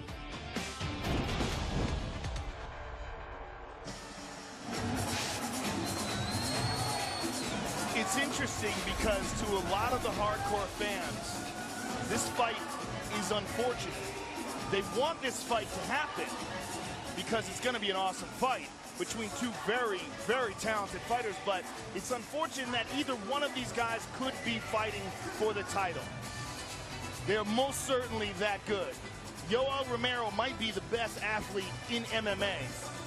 And when he's one of those guys, even at the weigh-ins, like, you can't believe he only weighs 185 pounds. I mean, he is an athletic specimen and just an absolutely phenomenal amateur wrestler. The only thing that he might have going against him is that he came into MMA relatively late in his life, and Father Time is an opponent that nobody beats. Right now, he's 38 years old as he steps into the octagon against arguably his toughest test in MMA to date.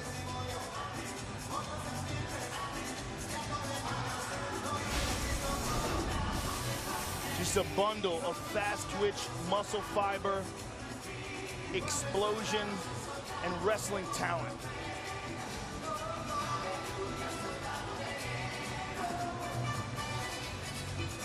Joe, this fight was supposed to be at UFC 184, then UFC on Fox in April. Finally, we get the matchup. And what a matchup it is. With perhaps the winner getting the next shot at a middleweight belt. Well, this is another one of those fights where you're like, man, what is going to happen when these guys go after it? Look at that. That's a freak, folks.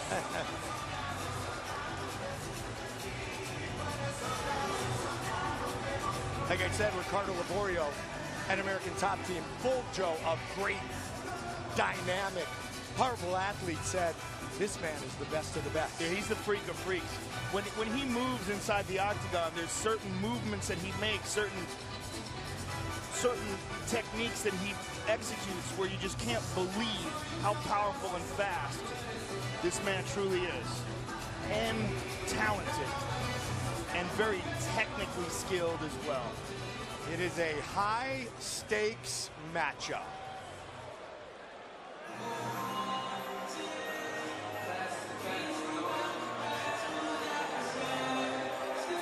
Five and 0 inside the octagon.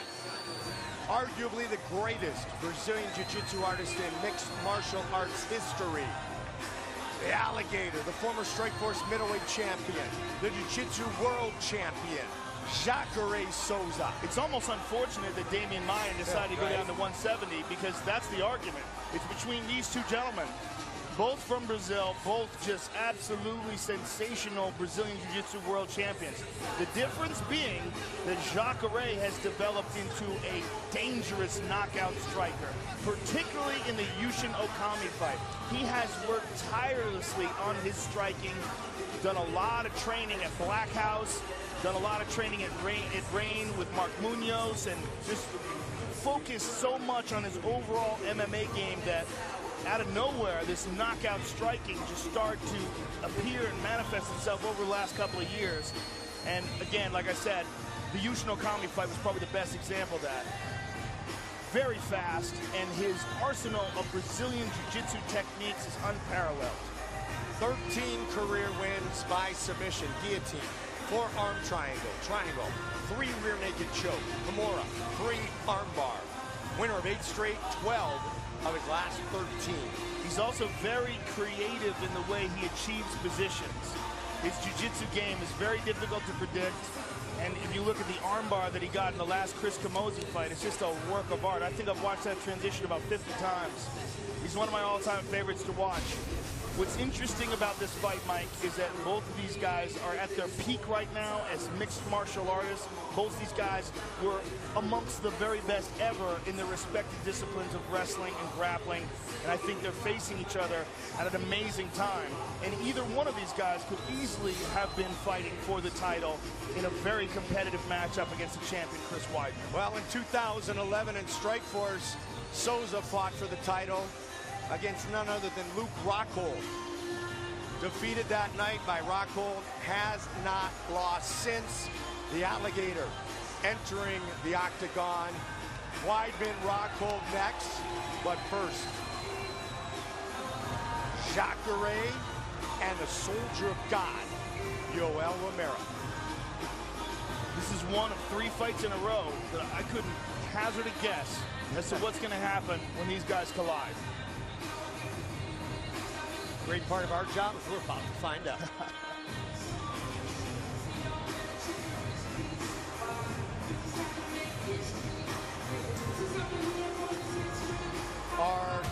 tape for this marquee middleweight matchup brought to you by the new movie The Hateful Eight, starring Samuel L. Jackson, in select theaters December 25th. Jacare 36, Romero 38. Romero with a slight reach advantage. Once again, the veteran voice of the Octagon, here's Bruce Buffer. Ladies and gentlemen, this fight is 3 rounds in the UFC middleweight division. Introducing first, fighting out of the blue corner, a mixed martial artist holding a professional record, 10 wins, 1 loss. He stands 6 feet tall, weighing in at 185 pounds. Fighting out of Coconut Creek, Florida, by Pinar del Rio, Cuba, presenting the 2000 Olympics freestyle wrestling silver medalist and the #3 ranked middleweight contender in the world, Yoel, Soldier of God, Romero. And now introducing his opponent, fighting out of the red corner, a mixed martial artist holding a professional record, 22 wins, 3 losses, 1 no contest. He stands 6 feet 1 inch tall, weighing in at 186 pounds. Fighting out of Rio de Janeiro, Brazil, presenting the former Strikeforce middleweight champion and the #2 ranked middleweight contender in the world, Jacare Souza. When the action begins, our referee in charge, Mark Goddard. Mark Goddard, our referee. #2 against #3. Here at UFC 194, Aldo versus McGregor. Okay, gentlemen, here we Jacare. go. Are you ready? Yoel Romero. Here we go.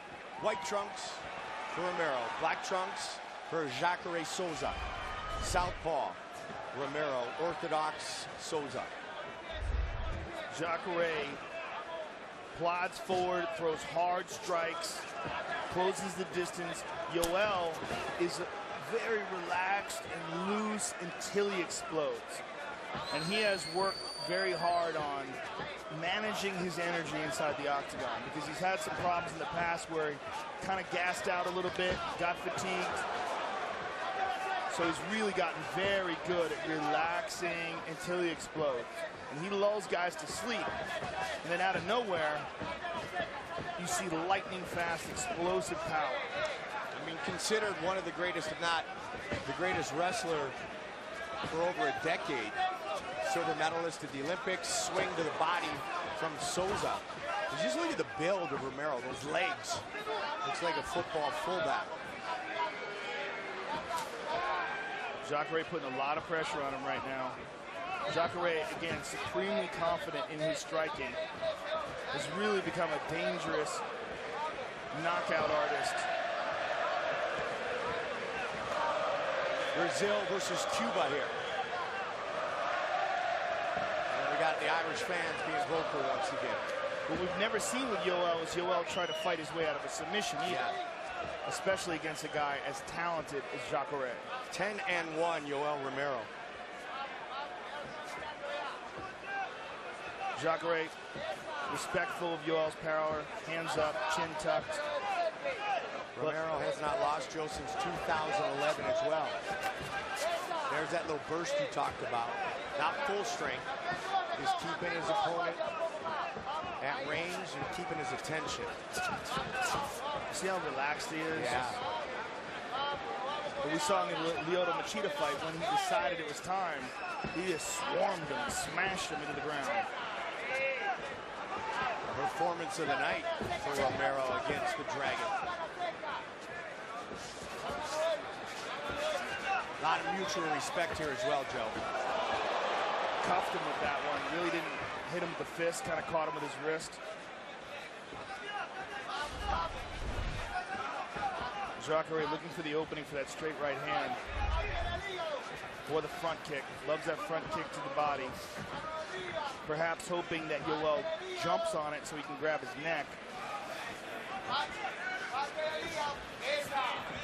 We talk about the great skills possessed by Jacare, the great grappling skills that have led him to so many victories. But keep in mind, Romero trains an American top team. Well, he sees animals who can grapple and submit every single day in practice. Jacare surprisingly flat-footed, Mike. Oh! He got caught with a spinning back fist. He's hurt. He's stunned. A lot of time remains. Jacare saying, come on down. And Yoel's coming down. Look at this. Hammer fist. Power. He's got to be very careful. Getting stuck in the guard. Really looking to finish it right here, Romero. He's given Jacare an opportunity to survive, though. Let's see if he gets up here soon, Joe. It seemed like he'd be better off if you let him stand back up. Right? Romero confident. Oh, those are big shots right there. Oh. Vicious ground and pound by Yoel Romero.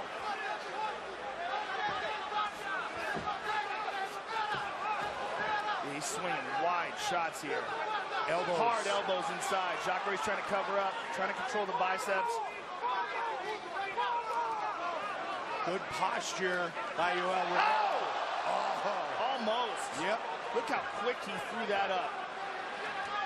Yoel defended. More that big one got shots. Through. 30 seconds. Oh, big huge elbow. Oh, and another. Jacare trying to look for an armbar here. 20 seconds. Can he get it? No. Pulled right out of it. Huge first round for Yoel Romero. Big uppercut. Continues to pour it on.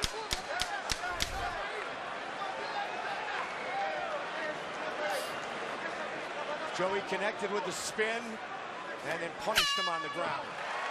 Big round for Yoel Romero. And Jacare gets up very slowly. He's dazed, Mike. Wow, he's wobbly. He could barely walk. All right, now let's recuperate. Relax. That's it. Are you well? Okay. Just breathe. That's it. Let's take a look at the spinning back fist that started it all off. Look at this. Wow! Right on the jaw. Let's take one more look at it here. Bam! And Jacare's legs give out. And here's some of the ground and pound by Yoel Romero. Jacare is still in big trouble, Mike. He's still wobbling, just standing here. What's going on? Oh, not this again. Glimpses. Well, the opposite way. Right. He was hurt against Tim Kennedy. Yeah. But like, you know, corners have to know you can't do that. You can't pour water all over the guy. Mark Goddard got control of the situation quickly. Put these guys right into action for round two. Jacare still could be walking while out right here. He could be completely out on his feet. Because he was so wobbly when he went back to the corner, Mike. And Yoel just relaxed and patient, looking to explode on him. Like the featherweight champion, Jose Aldo, Jacare grew up in the tough streets of Manaus as well. Up the middle. Look at Yoel. So confident. So relaxed, too. Just Jacare looking for that right hand, but Yoel gets his hand up. Jacare got pneumonia, UFC 184. Romero had a ligament meniscus tear on Fox. They finally meet here as a precursor to a middleweight title fight. Well, the more time goes on here in this exchange, standing up like this, the more Jacare gets to recover. The question is, how much can he recover? Right. I mean, he took some bombs, and he could very likely have a concussion right now. Romero very comfortable, very patient here in round two. Well, he'll wait for Jacare to make a mistake. Yeah. Look at it, slams him to the ground. She throws him aside. Good luck taking this guy down if he doesn't want to grapple. The old use your wrestling in reverse. Yeah, if you had to pick like the biggest athletic freak you've ever seen inside the octagon, it's not a hard pick. You're looking at him right there. That's the biggest freak. And I mean that with all respect. Absolutely. I mean, just like he's the outlier of all outliers when it comes to athleticism. And his appearance. In those legs, you know, like I said, it looks like a football player. Cardinals great. Larry Fitzgerald in attendance here. And probably thinking, hey, this guy could play on our team on Sundays. Jacare needs to try to make something happen. Jacare looking for the takedown. Yoel has his leg up. Jacare goes in deep. Yoel defends. Battle of upper body strength now, looking for a little trip. Holding on to the fence. Mark Goddard came over. Yoel on top. What happened? He held on to the fence, Joe. Stand up. Listen to me. Yeah. Listen to me. Hold on to the fence. Stand up, listen. First the fence, look at me. You got top position because of it. I've took it away. You understand me? Wow. Do it again, once more. Take that point. Strong words and an excellent move by Mark Goddard. Yeah. Turn back in. He's had the I top like what he position said there. taken You away. got top position Turn because in. of that, and I'm taking it away. Turn in. Caesar, turn in. Turn Wow. in. Turn back in, guys. Let's go. Mark Goddard reacted quickly. Wow. And did a great job getting this fight back to neutral. That's an excellent referee right there, ladies and gentlemen. I like what he did there. And you could see Romero clearly had a good grip on the cage. Neither man taking over in this round yet. After a big round one for Romero. Oh, elbow. Straight left. Jacare seems to have recovered, Mike. A kick to the body by Yoel. We're seeing some deeper breathing by Yoel and a little bit of slowing of his movement. When you carry the frame that he does, and Joe, you've talked about it for years, you definitely can get gassed up. Yeah, and that's why he's got that sort of light, loose, flowing movement before he explodes. But he has slowed down in fights before. And it appears that he's slowing down right now. And that gives an opportunity for Jacare when he lands that right hand. And Yoel shakes him off, but he's making Yoel work. 6-fight win streak, all of those in the octagon. Good right hand to the body right there by Jacare. Jacare needs this round, wants to pull even with Romero. Yoel standing in front of him much more now, Mike, to rest, just relax, and hoping that Jacare doesn't attack. It's like a gamble. You have to figure out when you can be on your feet and move, when you should just take deep breaths and try to recover. But he's most certainly slowed down here. His mouth's open, and even the punches are coming slow. But keep in mind, Souza took a bunch of punishment in the first 5 minutes. He certainly did, Mike, but he looks good right now. The way he's moving, he looks like he's recovered. I mean, he's in tremendous shape, and oftentimes when guys are in great shape, they can recover from fierce punishment like that and come back. Beautiful inside leg kick. Right on that calf. Final seconds of the round.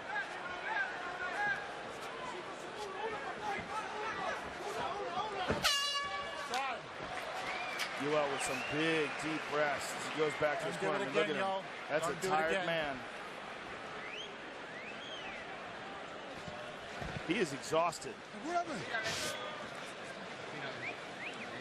Eso es. They're doing it again with the water on him, and I hope Mark Goddard is on that, because if he wants to get some more time in between rounds, they might soak him. Keep going. Just 5 more minutes. 5 more minutes. In the Kennedy fight, Joe.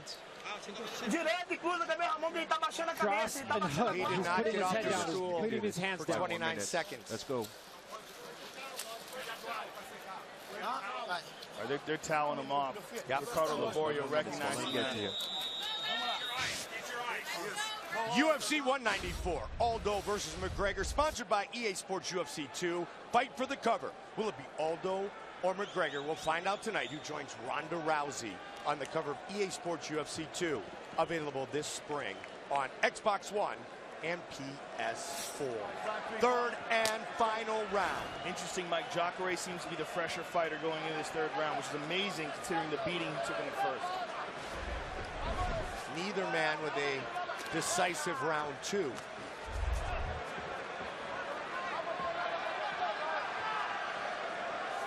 Jacare, as you can see, is going to look to pick up the tempo here with now 4.5 minutes remaining in this fight. Good front kick to the body by Jacare, and a nice leg kick as well.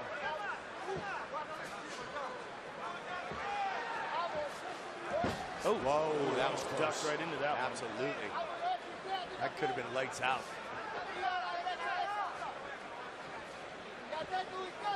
Number 2, Souza. Number 3, Romero. Number 1 and the champ coming up next.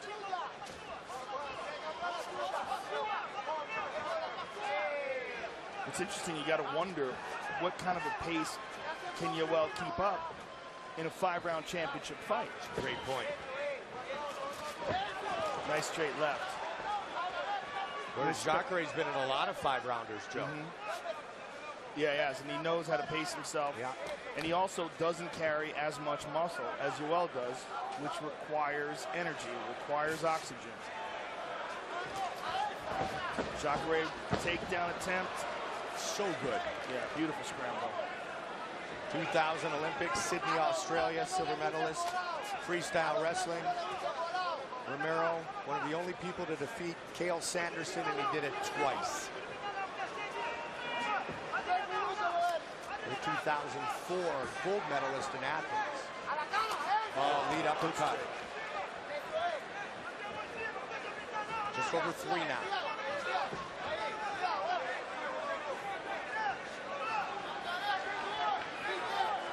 As dominant as Romero was in the first round, Joe, this round may be the one that gives us our victory. Not sure how round 2 went in the eyes of the judges. We certainly know how round 1 did. Jacare pushing. Jacare. Oh! Romero up against the cage, trying to tee off, looking for a double. Can he get it? Yes. Look at this. Looking to advance his position. Jacare with the takedown.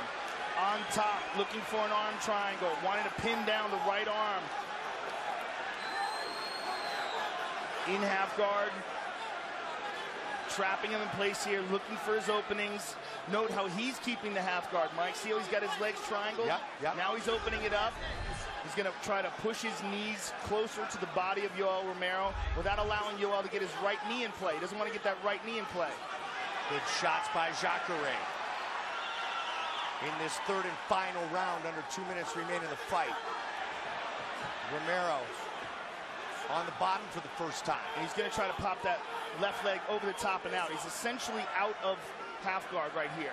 It's his choice to stay in this position right now. And he's holding him here, punching his leg. That's interesting. Holding Yoel down, but Yoel trying to scramble. Big elbows now from Jacare. Under 90 seconds, more big shots by Souza. Jacare softening him to the body with these knees. And Yoel tries to get that knee in play and hip escape, but Jacare meets him. Big round for the Brazilian. Huge. Just turned him over from round 1. But not much time to work here. If he's going to work for a submission, he really should try to advance now. But it's a matter of whether or not he loses this position and watch your fingers in the eyes, please. Showing that he's controlling the fight right now. Work to improve. And Joe, you could see the takedown take nothing away from Jacare, but Romero didn't really try to fight it off because, as you mentioned, his gas tank very depleted. And this is the result. Well, I think that's all he had. You know? I mean, I think he did try to fight it off, but, you know, it's all he had. Yep. So Jacare made an attempt right there at passing half guard. He's not allowing Yoel to get that underhook. Yoel wants an underhook. If he gets an underhook, he'll try to stand back up with it. 20 seconds on the clock. Jacare right in front of us here. Yoel almost back up to his feet, and he's up. Final seconds of this fight. 10 seconds. Good round for Jacare. They go the distance. Interesting. Really depends on how they scored that first round. You know, not enough people give 10-8 rounds. And the first round was probably a good example of what should be a 10-8 round. Yeah, The question is, do the judges score it that way? Some good judges do when a guy's really badly hurt and damaged. Take a look at our fight replay, Joe. Sorry, brought to you by Bud Light, the perfect beer for whatever happens. I would think that this final round was 10-9 Jacare, but was the first round with this spinning back fist 10-8. Whack. I mean, he got hurt, he got beaten down on the ground, and he went back to his corner, a wobbly mess. Look at this.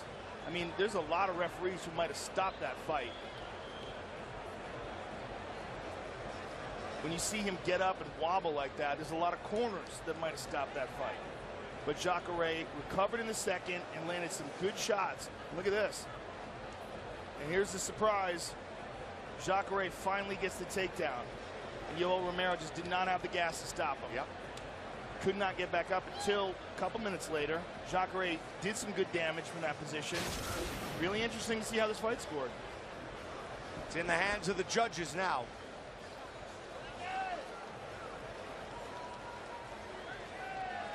Jacare, winner of 8 straight. Yoel Romero, winner of 6 straight. Tons of mutual respect.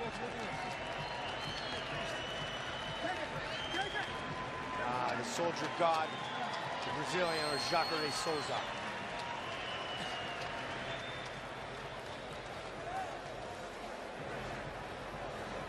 Time for our official decision, brought to you by Metro PCS, where you get nationwide coverage on the blazing fast 4G LTE T-Mobile network for just $30 period. Once again, here is Bruce Buffer. Ladies and gentlemen, after 3 rounds, we go to the judges' scorecards for decision. Glenn Trowbridge scores it 29-27, Romero. Lester Griffin scores it 29-28, Sosa. And Tony Weeks scores it 29-28 for the winner by split decision, Yoel, Soldier of God, Romero. Like Joe talked about, that big first round, such a key to this victory for Romero. Winner by split decision. I'm here with the winner, very happy Yoel Romero. Congratulations, sir. You had him badly hurt in the first round. It looked like the fight was going to be stopped. Were you surprised he was able to survive? Yes.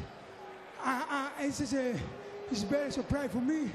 I have big respect for Jacare because I feel a very hard punch in the face, but he continued. I have big respect for this guy.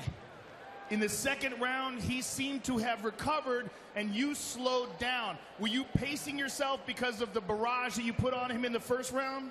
No. And myself, I know this is a big guerra, war. I know thing in my scene. I finished in the first round. I think we had one fight like this. You know, when he continued, I say, that's what you think. And now you need to go. And now you need to go, bro. When you heard the scores and you heard that he had won on one judge's scorecard, were you concerned about the decision, especially considering he took you down in the third round? Say the question again. I said when he heard the score and that it was a split decision, was he concerned that he had been taken down the third round and perhaps he could have lost? Cuando viste los números y viste que era una decisión a la mitad, estaba preocupado con el tercer round. Believe me, Joe, I believe in God. I know I win. You know what you're doing, so you lose or you win. I know I win. Well, this was an excellent fight between two of the very best guys in this division. Coming up next, we have, of course, the championship bout between Chris Weidman and Luke Rockhold. This victory most likely puts you in line as the next person to challenge for the title? Joe, I am ready. You're ready. I am ready for everybody. Congratulations, sir. Yoel Romero, ladies and gentlemen. Soldier of God, Yoel Romero, winner by split decision. And he will be a very interested spectator of our next fight. Look at that, the new champion, Holly Holm, the bantamweight champion, here in attendance tonight. Part of our UFC's 9 Days of Fury, and there she is, the vicious Polish striker, strawweight champion, Joanna Jędrzejczyk. At 20 years old, Robbie Lawler was branded the Mike Tyson of MMA. 14 years later, the Ruthless One is more dangerous than ever. And January 2nd, he will look to display his supremacy one more time against the natural-born killer, Carlos Condit. Carlos Condit is coming to finish it. My game plan, go in there and knock him out. I come to fight, no matter what happens, I keep coming. I'm the champ, I'm here to stay. I love the fight, plain and simple. You know, I do it for free. I'll be thinking the same thing I have before every other fight. Chin down, hands up, go out there and take this dude out.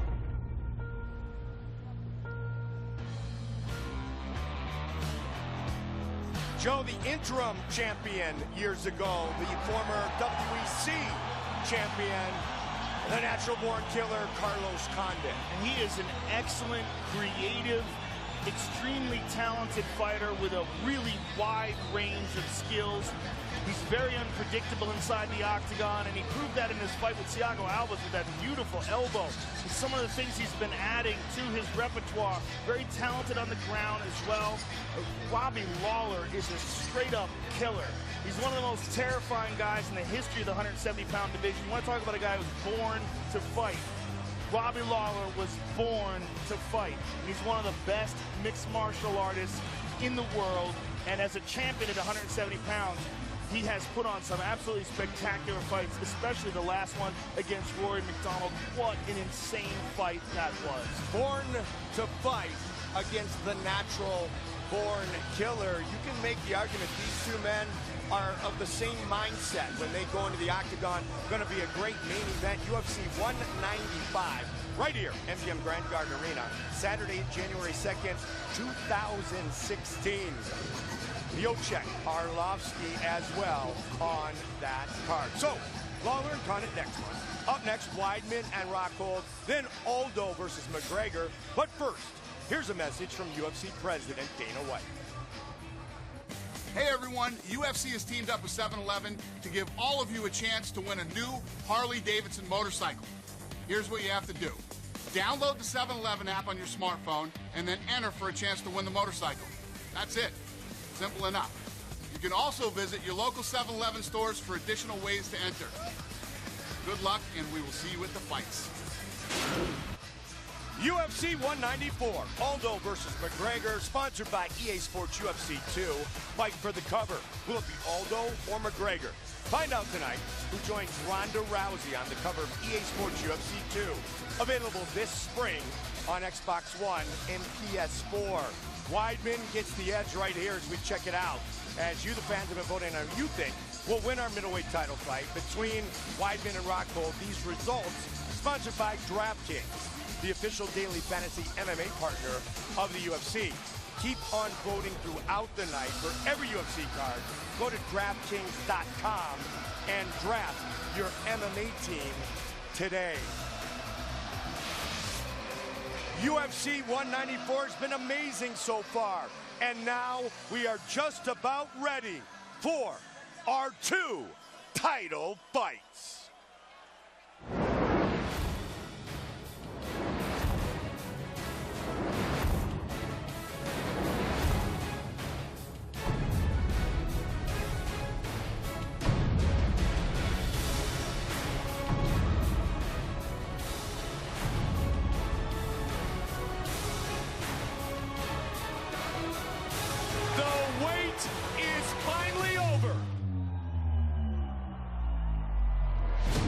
Não acho o Conor campeão real. Acho que he will give like they all do. I'm gonna pick him apart. I'm gonna take my title. He just keeps burying himself with his comments. Just give me more motivation. Sensational knockout. Unbelievable. This is crazy. I don't just talk the talk, I walk the walk.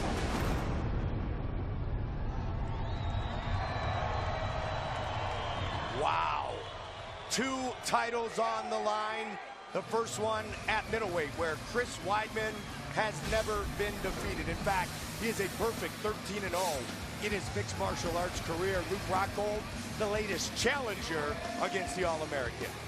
This is the fight. I mean, this is the fight in the 185-pound division. This is the fight that has the experts scratching their head. You look at the kicking technique, the movement of Luke Rockhold. You look at the gritty toughness and the wrestling of Weidman. You look at how Rockhold dominated Lyoto Machida, beat him down on the ground and strangled him. You look at how Chris Weidman beat down Vitor Belfort in his last fight. This is the fight to make. This is the biggest, most competitive fight, at least on paper, in the history of the division. Luke Rockhold was the last middleweight champion in Strikeforce history. He trains in San Jose with Daniel Cormier and Cain Velasquez. And tonight, he looks to bring another belt to AKA by defeating the man who's beat down some of Brazil's all-time best, most notably the greatest of all time, Anderson Silva.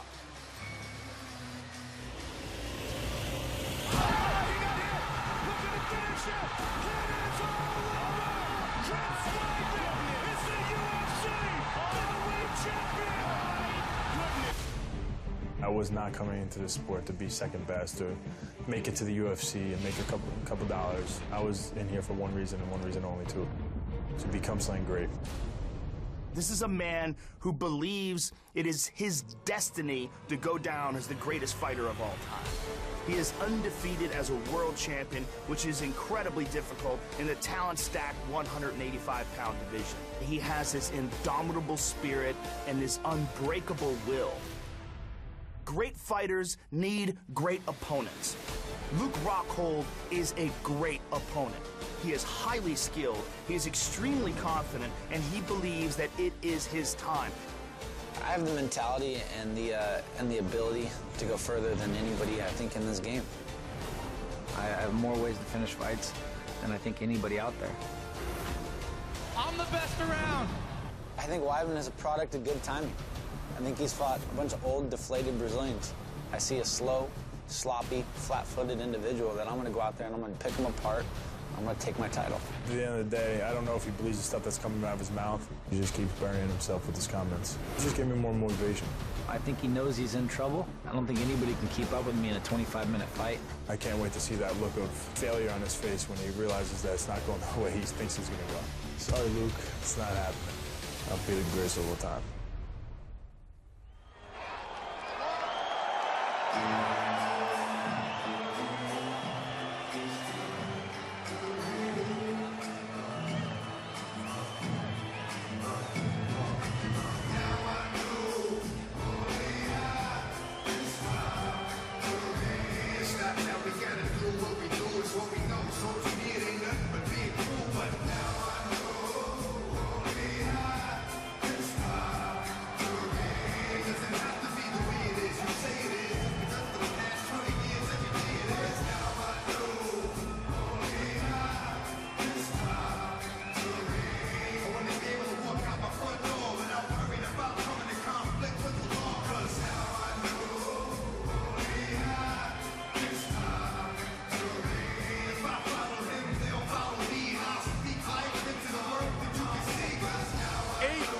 Ago, Luke Rockhold walked through the doors of the American Kickboxing Academy in San Jose. Javier Mendez said he was very enthusiastic. He wanted to start right away, that being Luke Rockhold. So he ran down the street, got a $2 mouthpiece, went to a sushi restaurant, got some hot water so he could mold it. He is one of many great athletes from the family. Father, professional basketball player overseas. His brother Matt, a pro surfer. Brother Nate, a high-level volleyball player. And for Luke Rockhold, he believes, Joe, the difference in this fight is his level of athleticism. Well, it's an interesting aspect of his skill set because he never did any traditional martial arts, but he throws kicks like a guy who has a long background in karate. Very loose and flexible with his kicking technique. But I talked to Javier Mendez about it. He said he's trained him from the beginning. So it's really interesting, this guy with this kind of wrestling background and surfing and all these different things has the kind of hips and the kind of extension and explosion that Luke Rockhold does. The challenger steps into our EA Sports UFC 2 prep point. EA Sports UFC 2, fight for the cover. Will be Aldo or McGregor. Find out tonight who joins Ronda Rousey on the cover of EA Sports UFC 2. One of the most underestimated aspects, or underappreciated or rated aspects of his game is his ground game. We really saw that in the Lyoto Machida fight. This incredible control of Lyoto on the ground. As soon as the scramble went to the ground, he controlled and punished Lyoto and eventually strangled him. And looks very loose and very confident, stepping in for his first ever world title fight. EA Sports UFC 2 available this spring on Xbox One and PS4. He is the challenger, coming off a performance of the night honors in his last 2 fights. Luke Rockhold.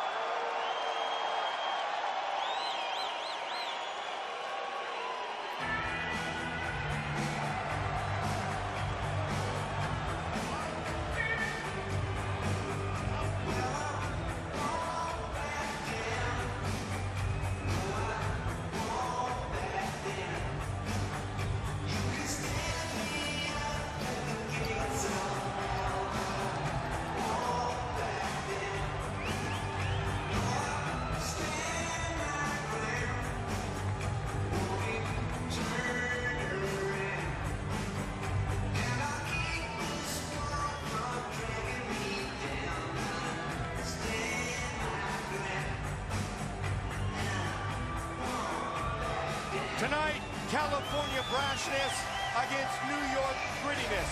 Chris Weidman, July 6th, 2013, shocked the world, knocking out Anderson Silva.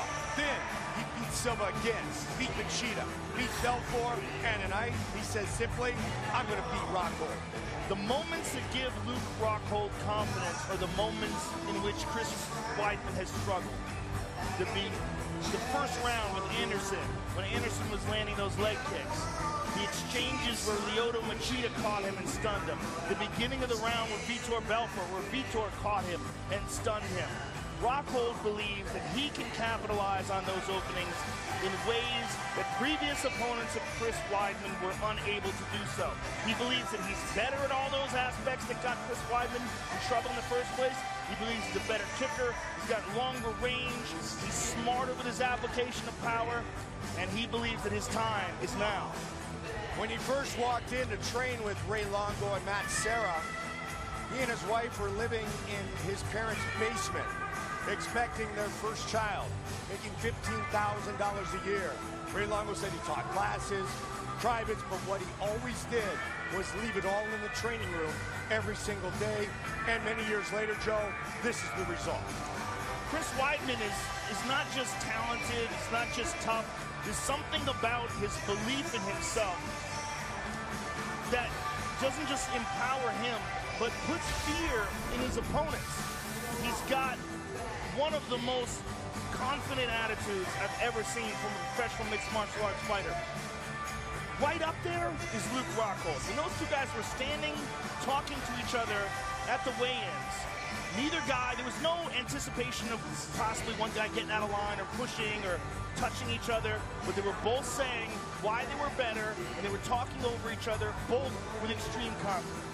Chris Weidman said the only time he was not relaxed going into a fight was his first pay-per-view appearance against Anderson Silva. He feels, Joe, that what you talked about, that mindset and that calmness will be a huge factor in this fight. Well, he's certainly been in the big dance before at the UFC, in the world title fights in the UFC. Of course, Rockhold has been in title fights in Strikeforce and has done very well in high-pressure situations, but he was stopped by Vitor Belfort with that spectacular wheel kick KO in Brazil. And Luke Rockhold has not lost since. Our tale of the tape for this middleweight championship fight, brought to you by the new movie, The Hateful Eight, starring Samuel L. Jackson, in select theaters December 25th. Both men 31. Luke Rockhold 6'3", Weidman 6'2", Weidman 78-inch reach, Rockhold 77. Let's get things started. Here's Bruce Buffer. Ladies and gentlemen, this is the co-main event of the evening.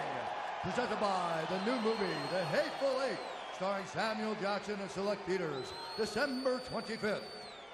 And now, this fight is 5 rounds for the undisputed UFC middleweight championship of the world. Introducing first, fighting out of the blue corner, a mixed martial artist holding a professional record, 14 wins, 2 losses. He stands 6 feet 3 inches tall, weighing in at 185 pounds. Fighting out of Santa Cruz, California, presenting the former Strikeforce middleweight champion and the #1 middleweight contender in the world, Luke Rockhold.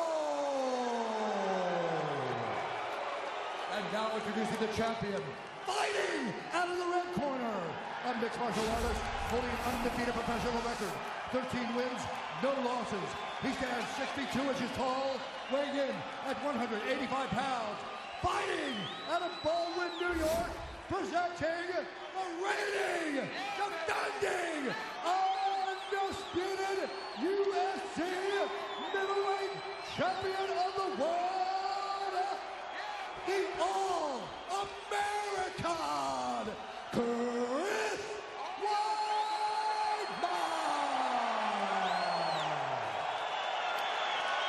And the match begins, the referee in charge, Herb Dean. All right, gentlemen, we've been on the rules. Protect yourself at all times. Follow my instructions. We're going to have a clean fight. Let's touch gloves and come out ready to do this. Yeah, no touch. Luke just said when they get it started, no touch. Well, they just touched. That's enough. There you go. One is enough, right? I like how he said it, though. Yep. Respectfully, he said, look, I'm not here for that. Yep.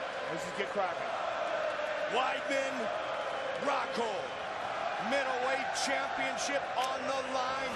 Here we go. Rockhold, the southpaw, in the white trunks. Weidman in the dark trunks. The hard left kick of Rockhold is one of his best weapons. And immediately Weidman opens up with a kick of his own. He's going to look to bury that in the rib cage of the champion. Kicks early from Weidman, 2-time All-American wrestler at Hofstra. Don't forget, UFC has teamed up with 7-Eleven to give fans a chance to win a new Harley Davidson. Download the 7-Eleven app on a smartphone to win the motorcycle. Weidman's got his back. Weidman's got his back. He's standing on him with his back. Rockhold's in a bad position here.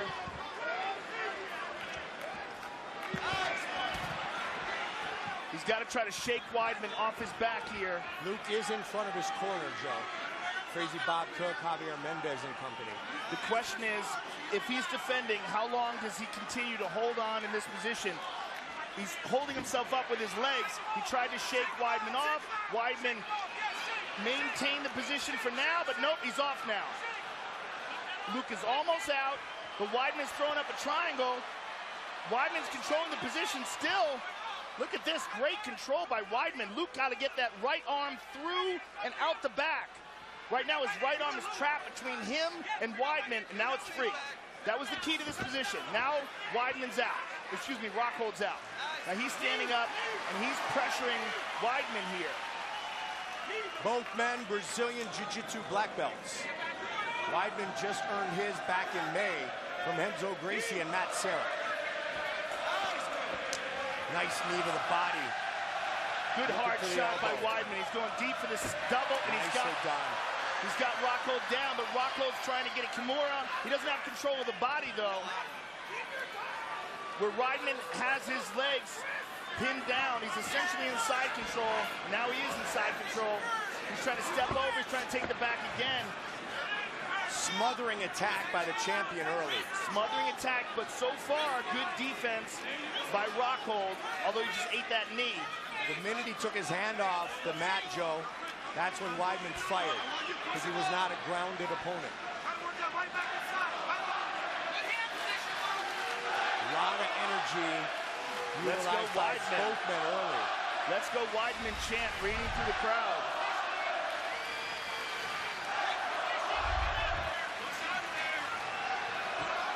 A lot of head fighting, too. Well, this is Weidman's kind of fight. It started out, the hard elbow by Weidman. Good knee by Rockhold. It started out on the outside, but this is the type of fight that Weidman thrives in.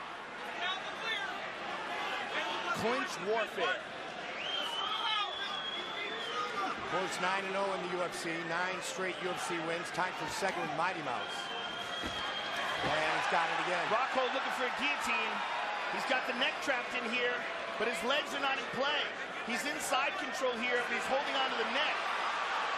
Got it locked in pretty good. But to finish it, he's going to have to get his right leg underneath Chris Weidman's body and on the other side. He's either got to get to half guard or full guard. Incredibly difficult to finish it from here. He's doing what we call the empty half now. Even though he's inside control, he's hooking that leg, and he's trying to pull it over so he can trap it with his left and then switch his hips to the point where he's in a half guard position. He can utilize his hips. Weidman recognizes that, scoops further to the outside. He's essentially out of danger now. Now, Rockhold has to be careful because of the Von Flue choke. If Weidman continues to move in that clockwise manner, he can start to put pressure on Rockhold's neck if he can get his left arm free. Luke looking at the clock, taking nice, easy breaths. He's not looking to finish it with every piece of energy, thus potentially gassing himself out. But he is controlling it. But he's not doing anything here. Yeah. What is this? What? They stand him up. Man, that is weird. But man, I think you got to let guys fight out of that. Oh, hard that's that kick big to the body. And he goes up fires it again. too. And an inside leg kick. And the takedown, spin again. Down, but look at this. Rockhold winds up on top. Try to get the feet. What a scramble. Excellent scramble for Rockhold here. And he landed some hard shots there. Good first round. Weidman back to guard. On top. Final seconds of the round. Luke scoots him up against the cage. What a round.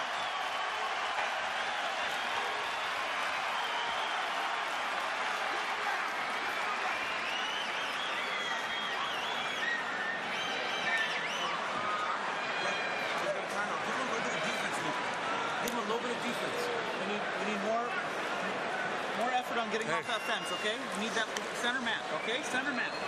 Very nice. I asked you to stay away from the fence. What are we going to do, buddy? Breathe. Just be aware of where you're going to be. Breathe. He's tired too. That's your round. Nice and relaxed. Nice. Breathe. All you want to do, I want you to center your breathing. So that's beautiful on the floor. He's not doing shit. He's just holding on and trying to score. Okay, breathe. Again, give me the movement. Your head kicks are looking good too, man. Straight right hand. All right, he's going to be worried for the takedown. Man, that's a pick'em first round. Weidman early, Rockhold late. Round 2. Yeah, very interesting first round. Especially considering that scramble where Rockhold wound up on top. And look at that touch of gloves out of respect for the second round. And you know, Joe, coming into this fight, Weidman had only been controlled on the ground for 3 seconds. He hurt him. Now Rockhold with a punishing strike. Swarming on Weidman, who scoots out of trouble for now. And here comes the kicks of Rockhold. Oh, there's one right to the body. Hard kicks. Yeah, I was going to say, watch out for the question mark kick. He'll punish the body and then bring it over the top. Well, he also punishes the arms. I mean, you don't want to hold pads for Luke Rockhold. You definitely don't want to take one of those shots to the arms.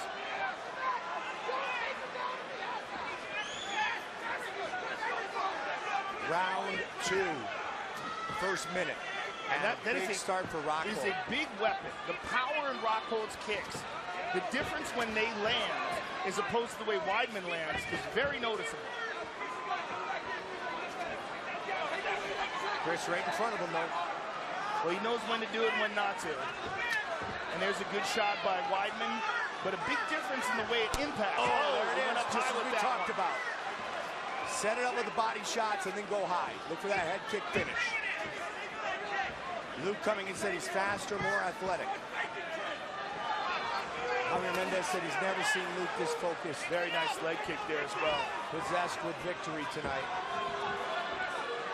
Southpaw stance by Chris Weidman, unbeaten in his career. That opens up the leg kick, though. If Weidman doesn't like it from that position, it also cuts his offense down, especially his counters. Beautiful clinch here. Double underhooks by Weidman, defended. Very nice defense. And he eats a kick on the way out. Physically, this is a great matchup. These guys are the same size. That power, though. The power that Rockhold shows with those kicks is so different.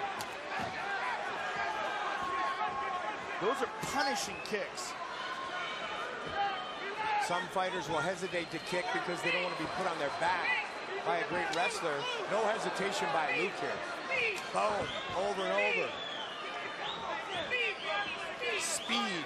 Crazy Bob Cook saying speed to Luke. Weidman's looking to connect with punches here.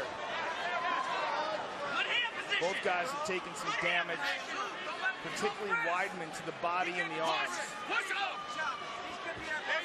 Taking some big deep breaths, nice knee to the body by Rockhold. And he'll take a little breather and open up with kicks again. See some redness. Question mark kick off the front leg. See some redness on the right rib cage of Weidman. There's the head kick again by Rockhold. Nice. Oh! Over the top. Longo Serra. Come on, Chris, he's open! Hey, he's breathing, Chris! Come on, Chris! Body kick, let's go! Chris, take it away with the hand! Come on, Chris, double it up! Right Straight back! left. Weidman, give me a combination! What Weidman doesn't want to do is stand flat-footed in kicking range. What Ray Longo wants is him to put some stuff together, some combinations. Both these guys kind of pace themselves, recognizing that this easily could be a 5-round fight. My, look at the right leg, also battered from the kicks of Rockhold. And he goes up high again. Yeah. Weidman blocks those on the forearm, but man, those can break that bone. He goes to the body again. Saw it with Randy Couture, Gabriel Gonzaga years ago. Chuck Liddell, Rich Franklin. Yeah, that is a big weapon, that left kick, a huge factor in this fight. Weidman with a big swing and a miss. Weidman up against the fence again. Under a minute on the clock here in round 2. Rockhold controlling the striking and adding on. Weidman looking for that check hook. You can see, Joe, he definitely has Weidman's attention. Yeah, again, with that question mark kick, it takes incredible dexterity to do that off the front leg like that. He hasn't been effective with it, but he's showing it. That's that level of athleticism we spoke of with Rockhold. Oh, good kick to the body by Weidman. That hurt him. That hurt him. Rockhold dances back 15 seconds on the clock, round 2. Good straight left by Rockhold.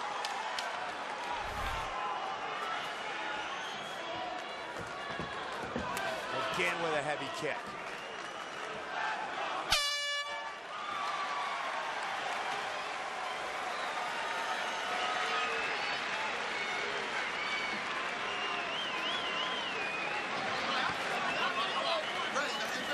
I got to breathe.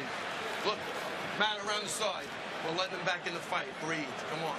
When he misses with that left, you follow right back with your right. We went over that. You got to give me some combinations now, man. Press him back and look. The overhand will be there. He's ducking under it now, but it'll be there. Wait till he gets tired. If we got to go to the body, go to the body, man. All right? He's moving his head. We go right to the body. You got to press now. You got to make this guy fight go back. The kicks of Luke Rockhold, we knew they were going to be a factor in this fight, and here we see him. He blocks that one, but it sends him backwards. Remember, Lyoto Machida knocked Mark Munoz out with a kick he blocked. There's a big right hand by Luke Rockhold. Straight left hand. The champion, the challenger. Round 3. Again, they touch. Two great competitors fighting for the belt at 185 that was held for so many years by the Brazilian Anderson Silva. Weidman is standing in front of him in that kicking range. There he lands on himself. Chris Weidman, he's had a few of those, Joe, not a ton. Well, he's pacing himself more. These aren't full power kicks. Right. More setup kicks. Yeah, and he seems very fresh coming into this third round. Caught that one.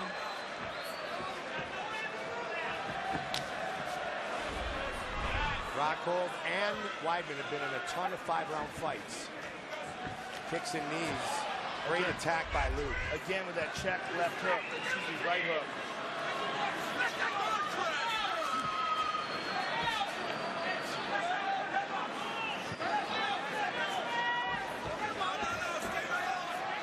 Round 3 here. Weidman 6 times scheduled for 5 rounds, including tonight in the UFC.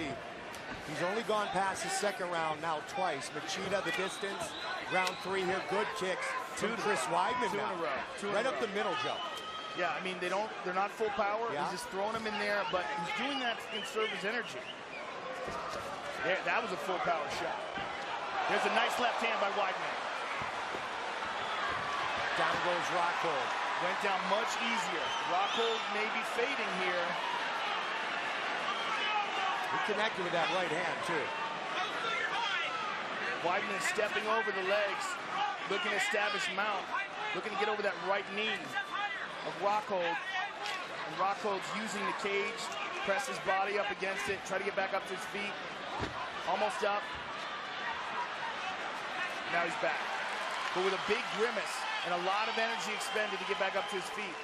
And he may be tired.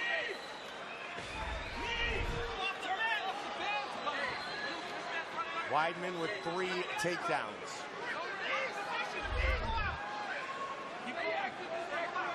Really controlled Luke in the first round. And Luke was able to do the same to Chris. Big striking round, round 2. Good round here for the champ. Swing and a miss by Rockhold. There's a nice kick to the body. And he just goes to it over and over, Joe. So confident in that.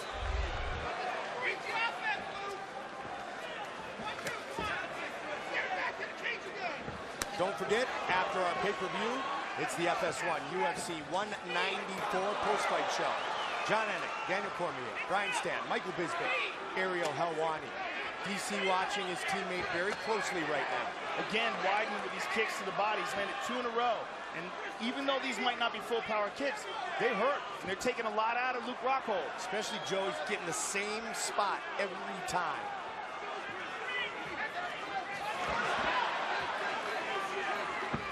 Another one. Luke was leaning on that one, too. He's got to be careful. Again, he goes up high now. And Rockhold shakes his head. Oh, look at that. Went for a wheel kick. And Rockhold takes him down. Rockhold's got his back now. 1 hook in. Time to work. Looking for that second hook. He's got it.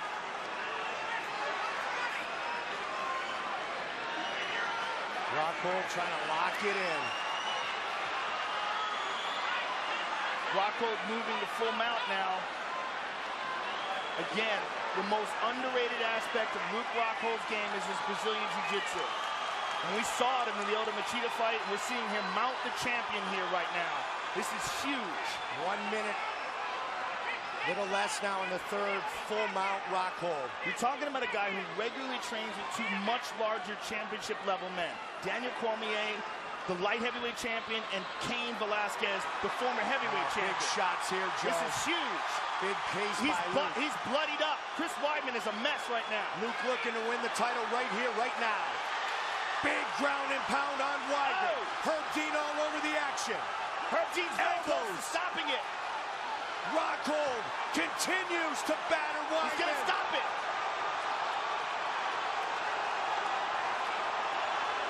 Weidman is absolutely getting 15 seconds remains in the round. Nasty elbows. He's trying to defend. 10 seconds in the round. Oh my God. Final seconds of the round. What does it take to stop a fight? Wow. That easily could have been stopped. Unbelievable punishment dished out by Luke Rockhold. And Weidman gets up incredibly wobbly. He's falling back to the cage. What a huge round for the challenger. That's right. Hey, listen to me. Hey, nice and relax. Head up. Hey, nice and relax. Hey, nice and relax. Okay? Yourself now, Chris. You were winning that round. Breathe.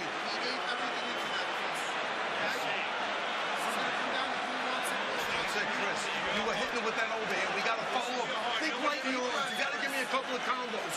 We'll get him out. He's got a little balls now. No power and movement. Nice and relaxed. Nice and relaxed. Okay? You don't have to be. You're in no hurry. And here we see Weidman landed these body kicks over and over again. Again, not full power, but they were landing. And he went for this wheel kick, and that was the beginning of his demise. Rockhold capitalized on that position, moved to full mount, and absolutely battered the champion. A huge, huge round for Luke Rockhold. Championship rounds. Again with that kick to the body by Weidman. You saw during the replay, Joe, the doctor checked the cut and said we are still good to go. So the battle continues. And another punishing leg kick. Another hard kick to the body. And Rockhold again initiates the clinch and see if he can get Weidman down. Hold the fence. They battle. Rockhold got to be careful of his neck. Weidman looking to get that guillotine. Rockhold very aware of it. Gets out of it. Rockhold now extremely confident about going to the ground with Weidman. After that exchange. Him down. You heard Ray Longo say, Joe, that Chris was winning that round until this. Look at that takedown. Incredible. Great strength, dexterity. Who's ever done that to Weidman? And Rockhold. Weidman obviously is tired because that last round was absolutely brutal, but this is the last place he wants to be right now. After that last round with Rockhold dominating him from the top.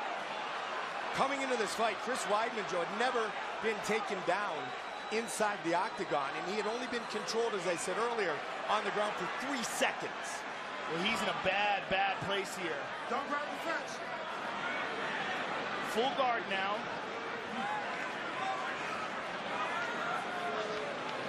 Luke has got to watch his legs here. And this is, of course, depending upon how much Weidman has left. But Weidman does train with John Danaher, as one of the most respected leg lock specialists in jiu-jitsu. And the way Rockhold is standing with his legs free and open like that. But Rockhold is just giving him so much punishment to think about.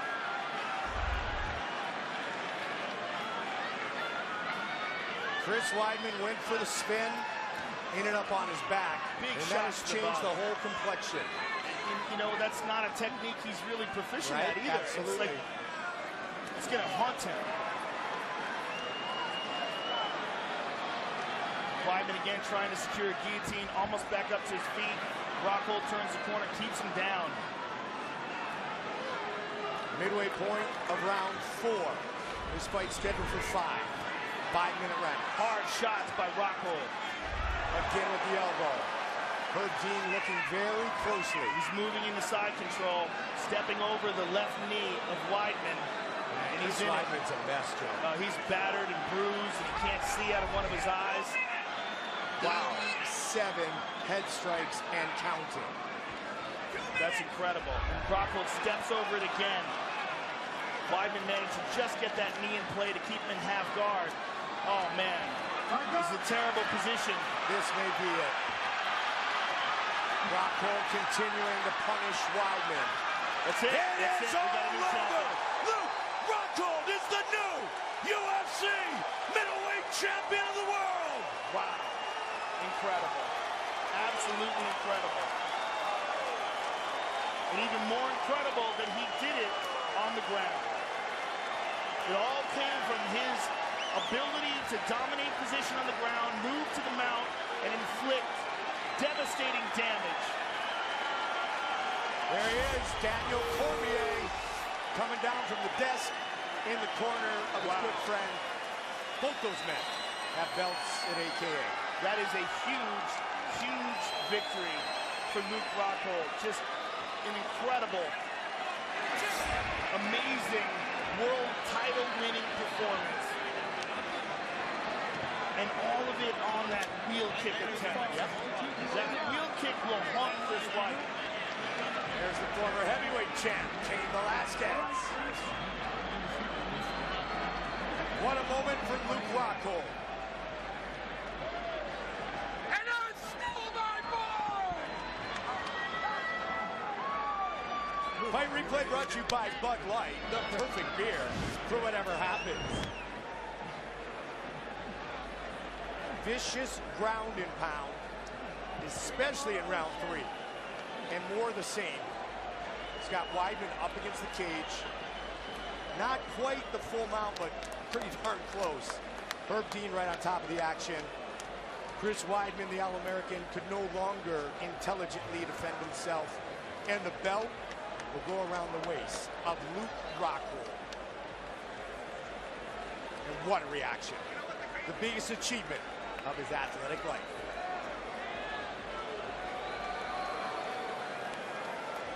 A devastated former champion, Chris Weidman, defeated for the first time in his professional career.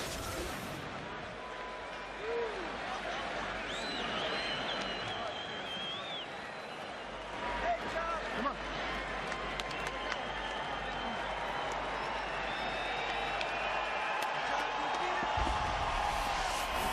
Time now for our official decision brought to you by Metro PCS, where you get nationwide coverage on the blazing fast 4G LTE T-Mobile network for just $30 period.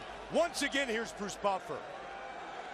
Ladies and gentlemen, referee Herb Dean has called a stop to this contest at 3 minutes, 12 seconds of round number 4, declaring the winner by TKO and new undisputed UFC middleweight champion of the world, Luke Rockhold.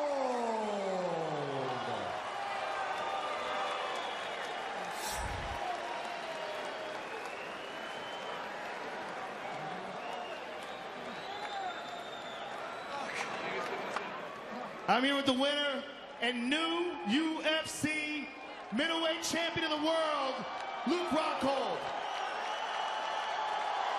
How does that sound, man? What does this feel like? It's indescribable. Are you kidding me? Won the title in '94. This is a joke. I don't even know. I can't even believe this is real right now. It was an incredible fight and a very competitive fight up until the moment where Weidman went for that wheel kick. You caught him, dragged him to the ground, and never let go. You achieved mount position, landed some absolutely brutal damage, and let's take a look at it because this was really the beginning of the end of the fight. Take a look at the big screen and enjoy this. He goes for the wheel kick. You got him. You became the first man to ever take him down inside the octagon. And from here, total domination on the ground. What was going through your mind when he threw that kick and you got a hold of him? Can you remember that? That shit's never gonna happen again, Joe. Not even close. You know, I was a little tired, but you know, he shouldn't be trying that kind of stuff on me. I knew if I got him on top control on the ground, I'm operating at a different level than I believe anybody right now, and so I feel comfortable in my whole game. I'm just bummed I got so tired so quick. I had a staph infection, a cellulitis in my foot. I've been on antibiotics last 2 weeks, so it's been a rough one. When you look at this now, and you look back, considering the fact you're on antibiotics, how crazy does this all feel to you? You don't even know, like the stuff that happened to me in this camp is indescribable. I just take it as a blessing in disguise. Everything happens for a reason. make it that much harder on myself. I don't know what to do. I don't know what to think. You'll lose your mind if you let everything get to you, and just got to believe in yourself, stay confident. When the round ended and you had achieved mount and you were beating him down, I was surprised that the referee didn't stop it. Were you? I was hoping he would have. I was like, he kind of stopped it at the end, so I wasn't exactly sure. Sucked it up and had to go another round, so whatever. All I care is I got the belt and I got the W and new. You pulled it off, and you were the new champion. Congratulations, sir. It was a fantastic fight to call. Thank you, Joe. It's been a pleasure. Luke Rockhold, ladies and gentlemen, the middleweight champion of the world. The 7th undisputed UFC middleweight champion.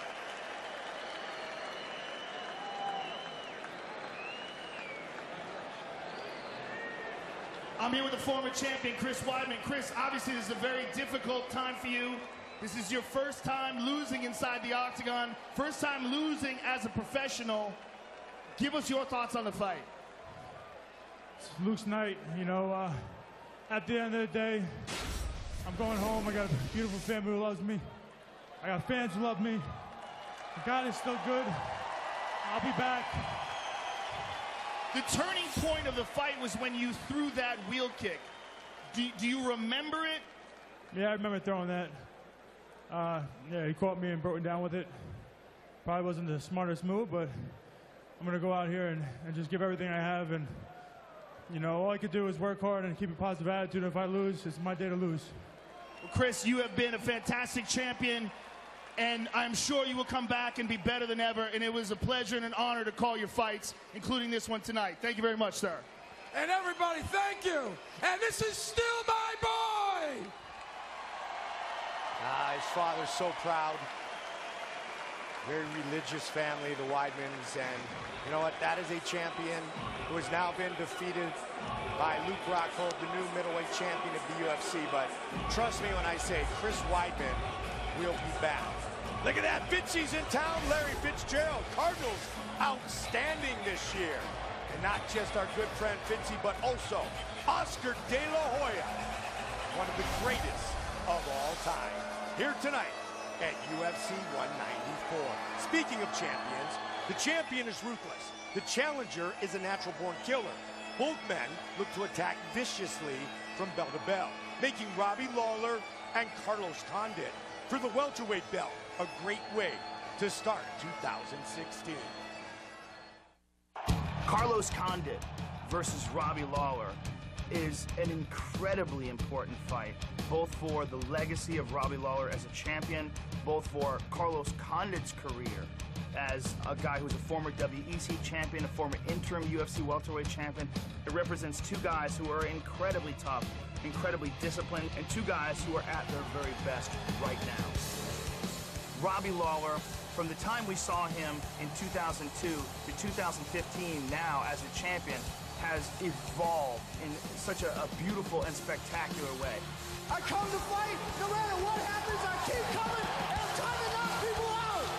Robbie was always wild and aggressive, and he always had great knockout power. He always made exciting fights, but now he has added skills and experience and discipline and maturity. That combination of ingredients has made him one of the most impressive champions in the UFC today. He represents all the lessons of past champions in that division. He's the most ferocious, he's the most determined. He has a true champion's mindset, as does Carlos Condit. We've seen Carlos fight against some of the top contenders in the UFC's welterweight division. He can do it all. He overcomes adversity. He finishes guys on the ground. He has spectacular knockout ability. He has all 8 Muay Thai weapons. He can win with a wide variety of tools. Carlos Condit with the victory!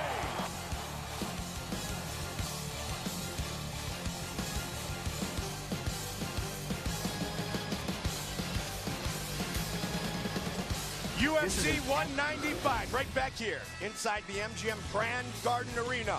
Lawler, Condit for the belt. Miocic, Arlovsky, so much great action. UFC 195, only on pay-per-view. So that comes your way January 2nd. Our main event is coming up next. But first, we check in with UFC light heavyweight champion Daniel Cormier. Before you watch the UFC's most heated rivalry come to a head in tonight's main event between Brazil's Jose Aldo and Ireland's Conor McGregor, check out a sneak preview of the new movie, The Hateful Eight, starring Samuel L. Jackson, in select theaters December 25th. A woman out in this white hell? What are you laughing about? He talks funny. One of these strangers I'm taking this woman to hang. Anybody stopping me from doing that? has a deadly secret. My theory is one of y'all's working with her. But he has other plans. Anybody does anything, kill him. Starting to see pictures, ain't you? The Hateful Eight, rated R. Select cities Christmas Day, everywhere January 1st. UFC 194, Aldo versus McGregor. Sponsored by EA Sports, UFC 2 Fight for the Cover. Will it be Aldo or McGregor? Find out tonight who joins Ronda Rousey on the cover of EA Sports UFC 2. Available this spring on Xbox One and PS4. And now it's time for our main event of the evening. 5 rounds of fighting for the UFC Featherweight Championship. Aldo McGregor. It is time to fight.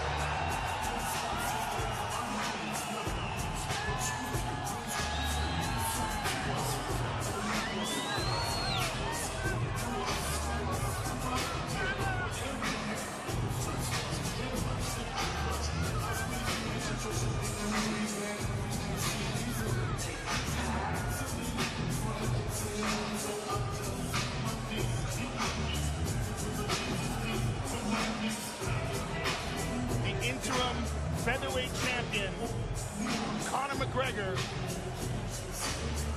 steps into the octagon for the most highly anticipated matchup in the history of the featherweight division, maybe in the history of the UFC.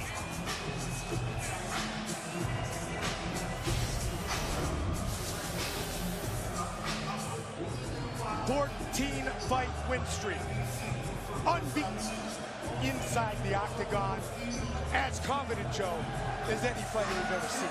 As confident and, in my opinion, the best ever at mental warfare, at taunting and climbing inside his opponent's head.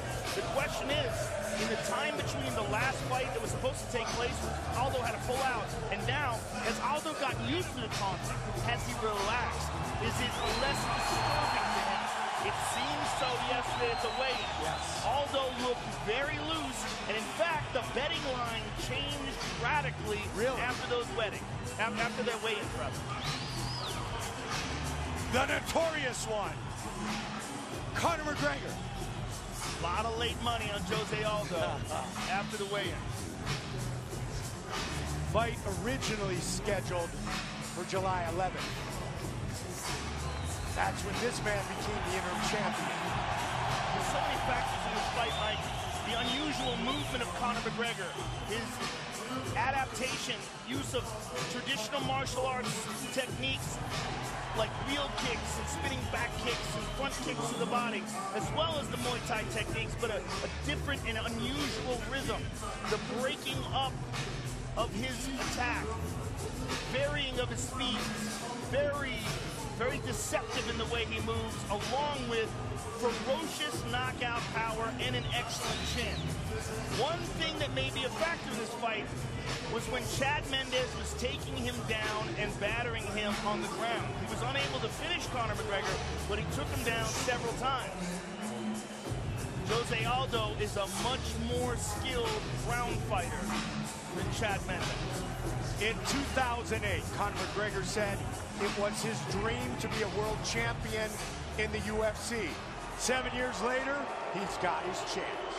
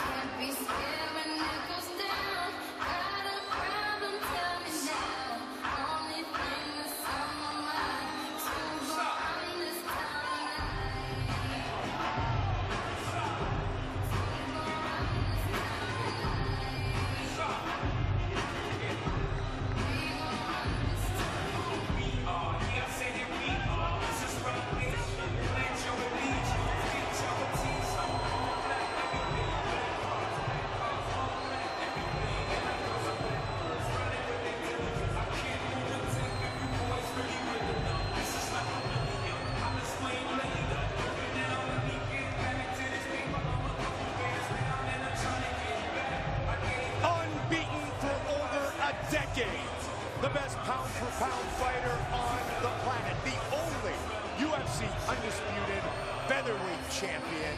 25-1, Jose Aldo.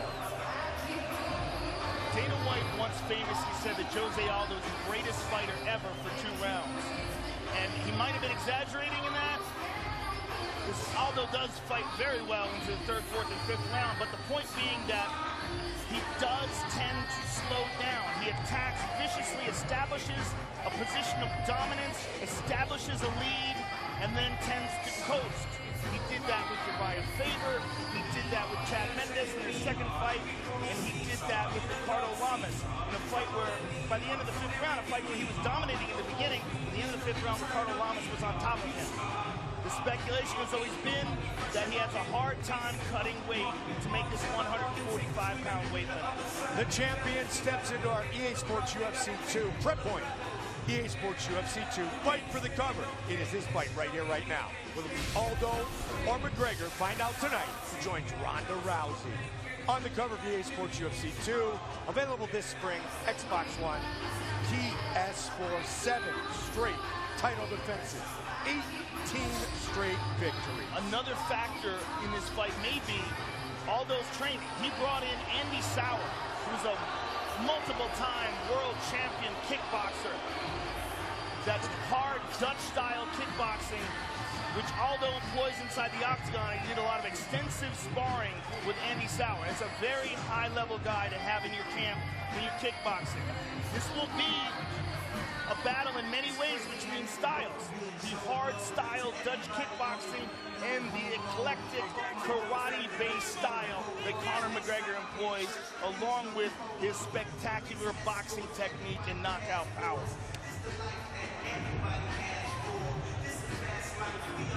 Our tale of the tape for this, our main event of the evening.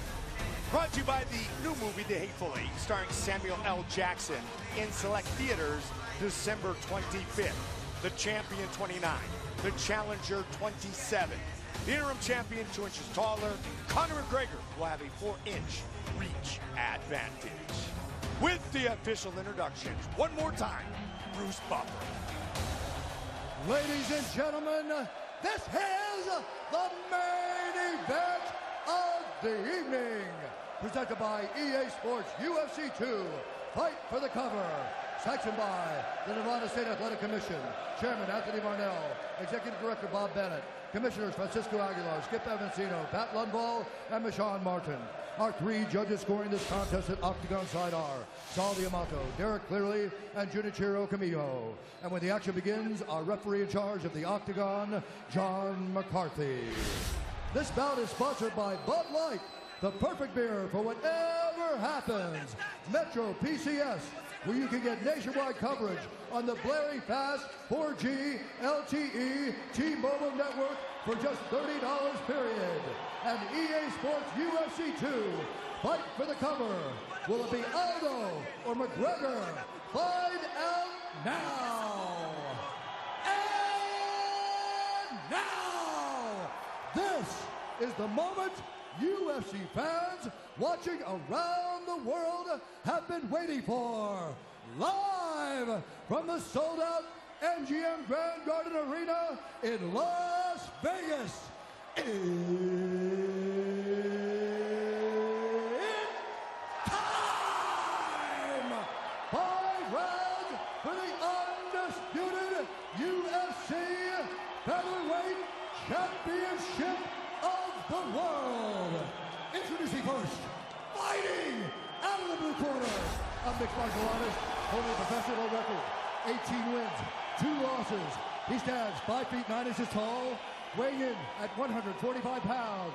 Fighting out of Dublin, Ireland, presenting the pride of Ireland, the challenger, the interim UFC Featherweight Champion, the notorious Conor McGregor!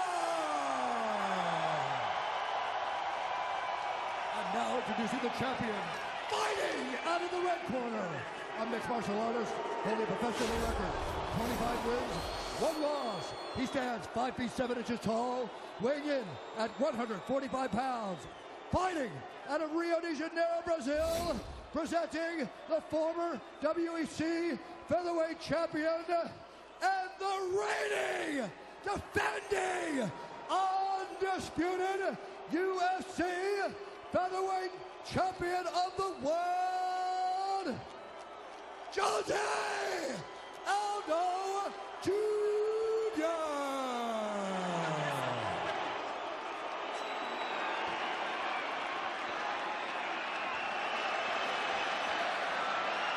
Gone over the rules of the match. Protect yourself at all times. Obey my commands at all times. I want you to fight hard, but I want you to fight clean. If you want to touch gloves, touch them now. Good. Step back. Good luck. Big John had that one under control. Jose Aldo. Conor McGregor. The most highly anticipated featherweight fight of all time. Conor looks extremely loose, and Aldo looks like he's feeling the pressure of this moment. Here we go! Green trunks for the southpaw, the notorious Conor McGregor. Black trunks for the champion, Jose Aldo Jr. Conor relaxed and smiling. Oh! Just slapped him! Conor McGregor is the new UFC Featherweight Champion of the world! Oh, unbelievable! Oh my God! Unbelievable! The first punch he threw slept him. Wow.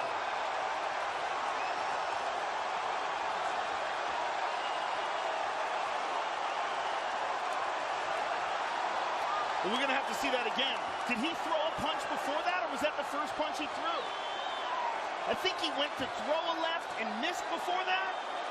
So it might be the third punch he threw. But man. Wow, he just went over and hugged Jose Aldo. And Aldo had a look at his face like he had no idea what was going on. He's holding his hands up. He's confused right now. He's saying, what happened? Legitimately one punch KO. Let's Joe, see it let's again. watch it. Fight replay brought to you by Bud Light, the perfect beer for whatever happens.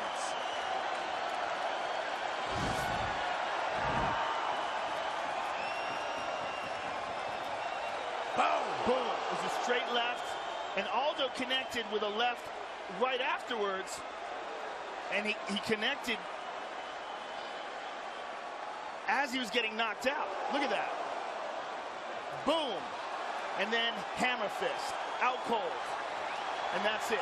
That's incredible. One more look at it. Boom. Left hand, out cold, hammer fist. Incredible that he connected with a punch as his brain was shutting off. Let's look at it one more time. Straight left. And boom. It doesn't get any cleaner than that, ladies and gentlemen. First time Jose Aldo has been knocked out. Conor McGregor, the notorious one, the new UFC undisputed featherweight champion of the world. First man to beat Aldo in over a decade. Fastest title fight finish ever, bettering Ronda Rousey's 14-second armbar.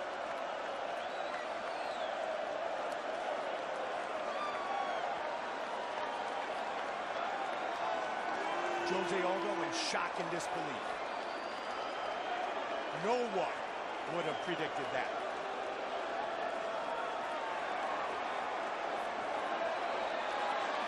Truly amazing. First punch and the finish. Here is Bruce Buffer with the official decision. Ladies and gentlemen, referee John McCarthy's called a stop to this contest at 13 seconds of the very first round, declaring the winner by knockout and new undisputed UFC featherweight champion of the world, the notorious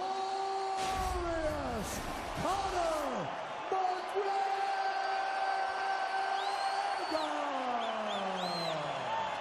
Just wow. No controversy, no confusion, clean. The new, undisputed featherweight champion of the world, Conor McGregor. Give me your thoughts. Again, nobody can take that left-hand shot. But I tell you, he's powerful and he's fast. But precision beats power and timing beats speed. And that's what you saw there. So honestly, I feel for Jose. He's a phenomenal champion. He was a phenomenal champion. We deserved to go a little bit longer.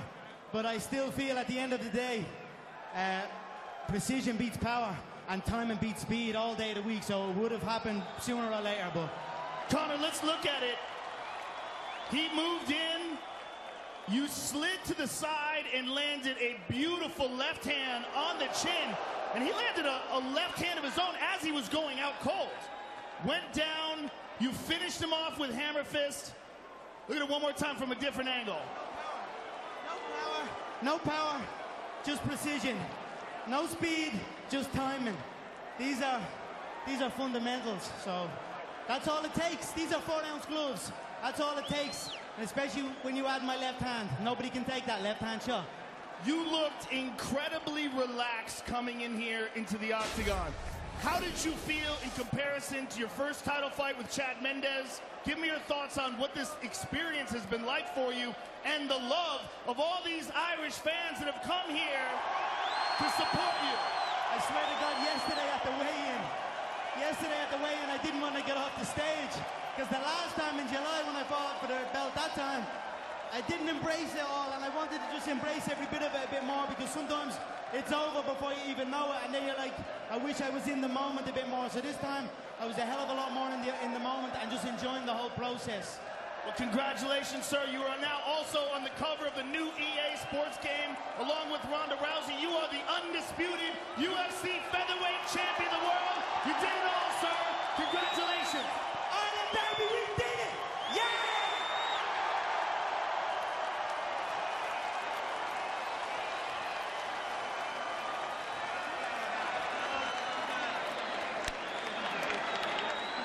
Kavanaugh,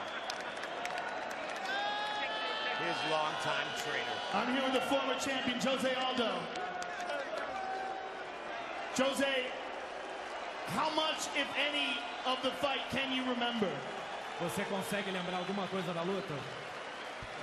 Ele jogou direto no meu peito, eu esperava isso.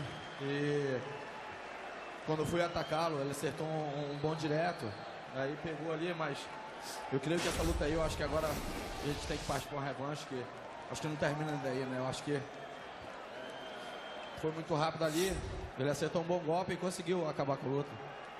Yeah, he threw a cross on my chest, which I wasn't expected. Then I threw a punch, and he came back with another cross, and that was that. I think that we need the rematch. It was really not a fight, so we need to get back in here. It was certainly a fight. It was just a fight that happened and ended very quickly. How much of all of his taunting and all of the insults, how much did that affect you, and what was that like to be disrespected like that? A luta ocorreu, só que ocorreu muito rápido, né? Tudo que ele falou, tudo que aconteceu, como que isso te afetou aqui na luta? Ah, não afetou em nada, não, cara. Ele pode ter falado o que for. Eu nunca caio em provocação nenhuma, cara. Eu fico bem, com a cabeça bem tranquila ali dentro. Eu tenho que chegar lá dentro e fazer meu trabalho. Ele foi feliz hoje, acertou um bom golpe. Eu acho que a gente tem que partir para outra agora. Agora eu tô esperando a revanche aí. Se Deus quiser, na próxima, eu vou estar muito mais treinado e reconquistar o que é meu. It didn't affect me at all. I really don't care what he says, and you know, we're gonna have to come back here, and it's on to the next at this point. You've had some amazing fights and an amazing reign as a champion, and I look forward to seeing you inside the octagon again. Thank you very much for everything. Valeu, galera do Brasil. Muito obrigado aí pela torcida, energia positiva de todo mundo. Isso faz parte, é um esporte. A gente perdeu hoje, mas se Deus quiser, a gente perdeu a batalha, não a guerra. Se Deus quiser, eu vou voltar mais forte, conquistar para vocês. Muito obrigado pela torcida de todos. Valeu, galera. Um grande abraço com Deus. Thanks for everyone watching in Brazil. This is a sport. It's a fight. This was happen. Thanks for everyone staying up. I'll be back. Jose Aldo, ladies and gentlemen. First loss in over a decade. Our official decision was brought to you by Metro PCS, where you get nationwide coverage on the blazing fast 4G LTE T-Mobile network for just $30 period. And now, as we know, with the victory, Conor McGregor joins Ronda Rousey on the cover of EA Sports UFC 2, available this spring on Xbox One and PS4. EA Sports UFC 2 invites you to finish the fight, just like McGregor did in only 13 seconds.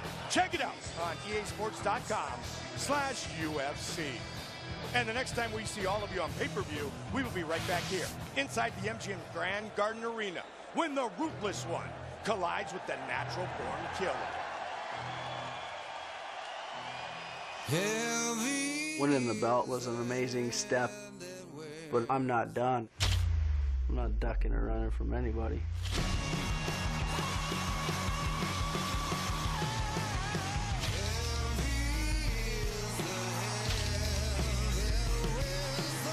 I'm driven to get that title, and I can finish anybody in the division. This fight's gonna be violent.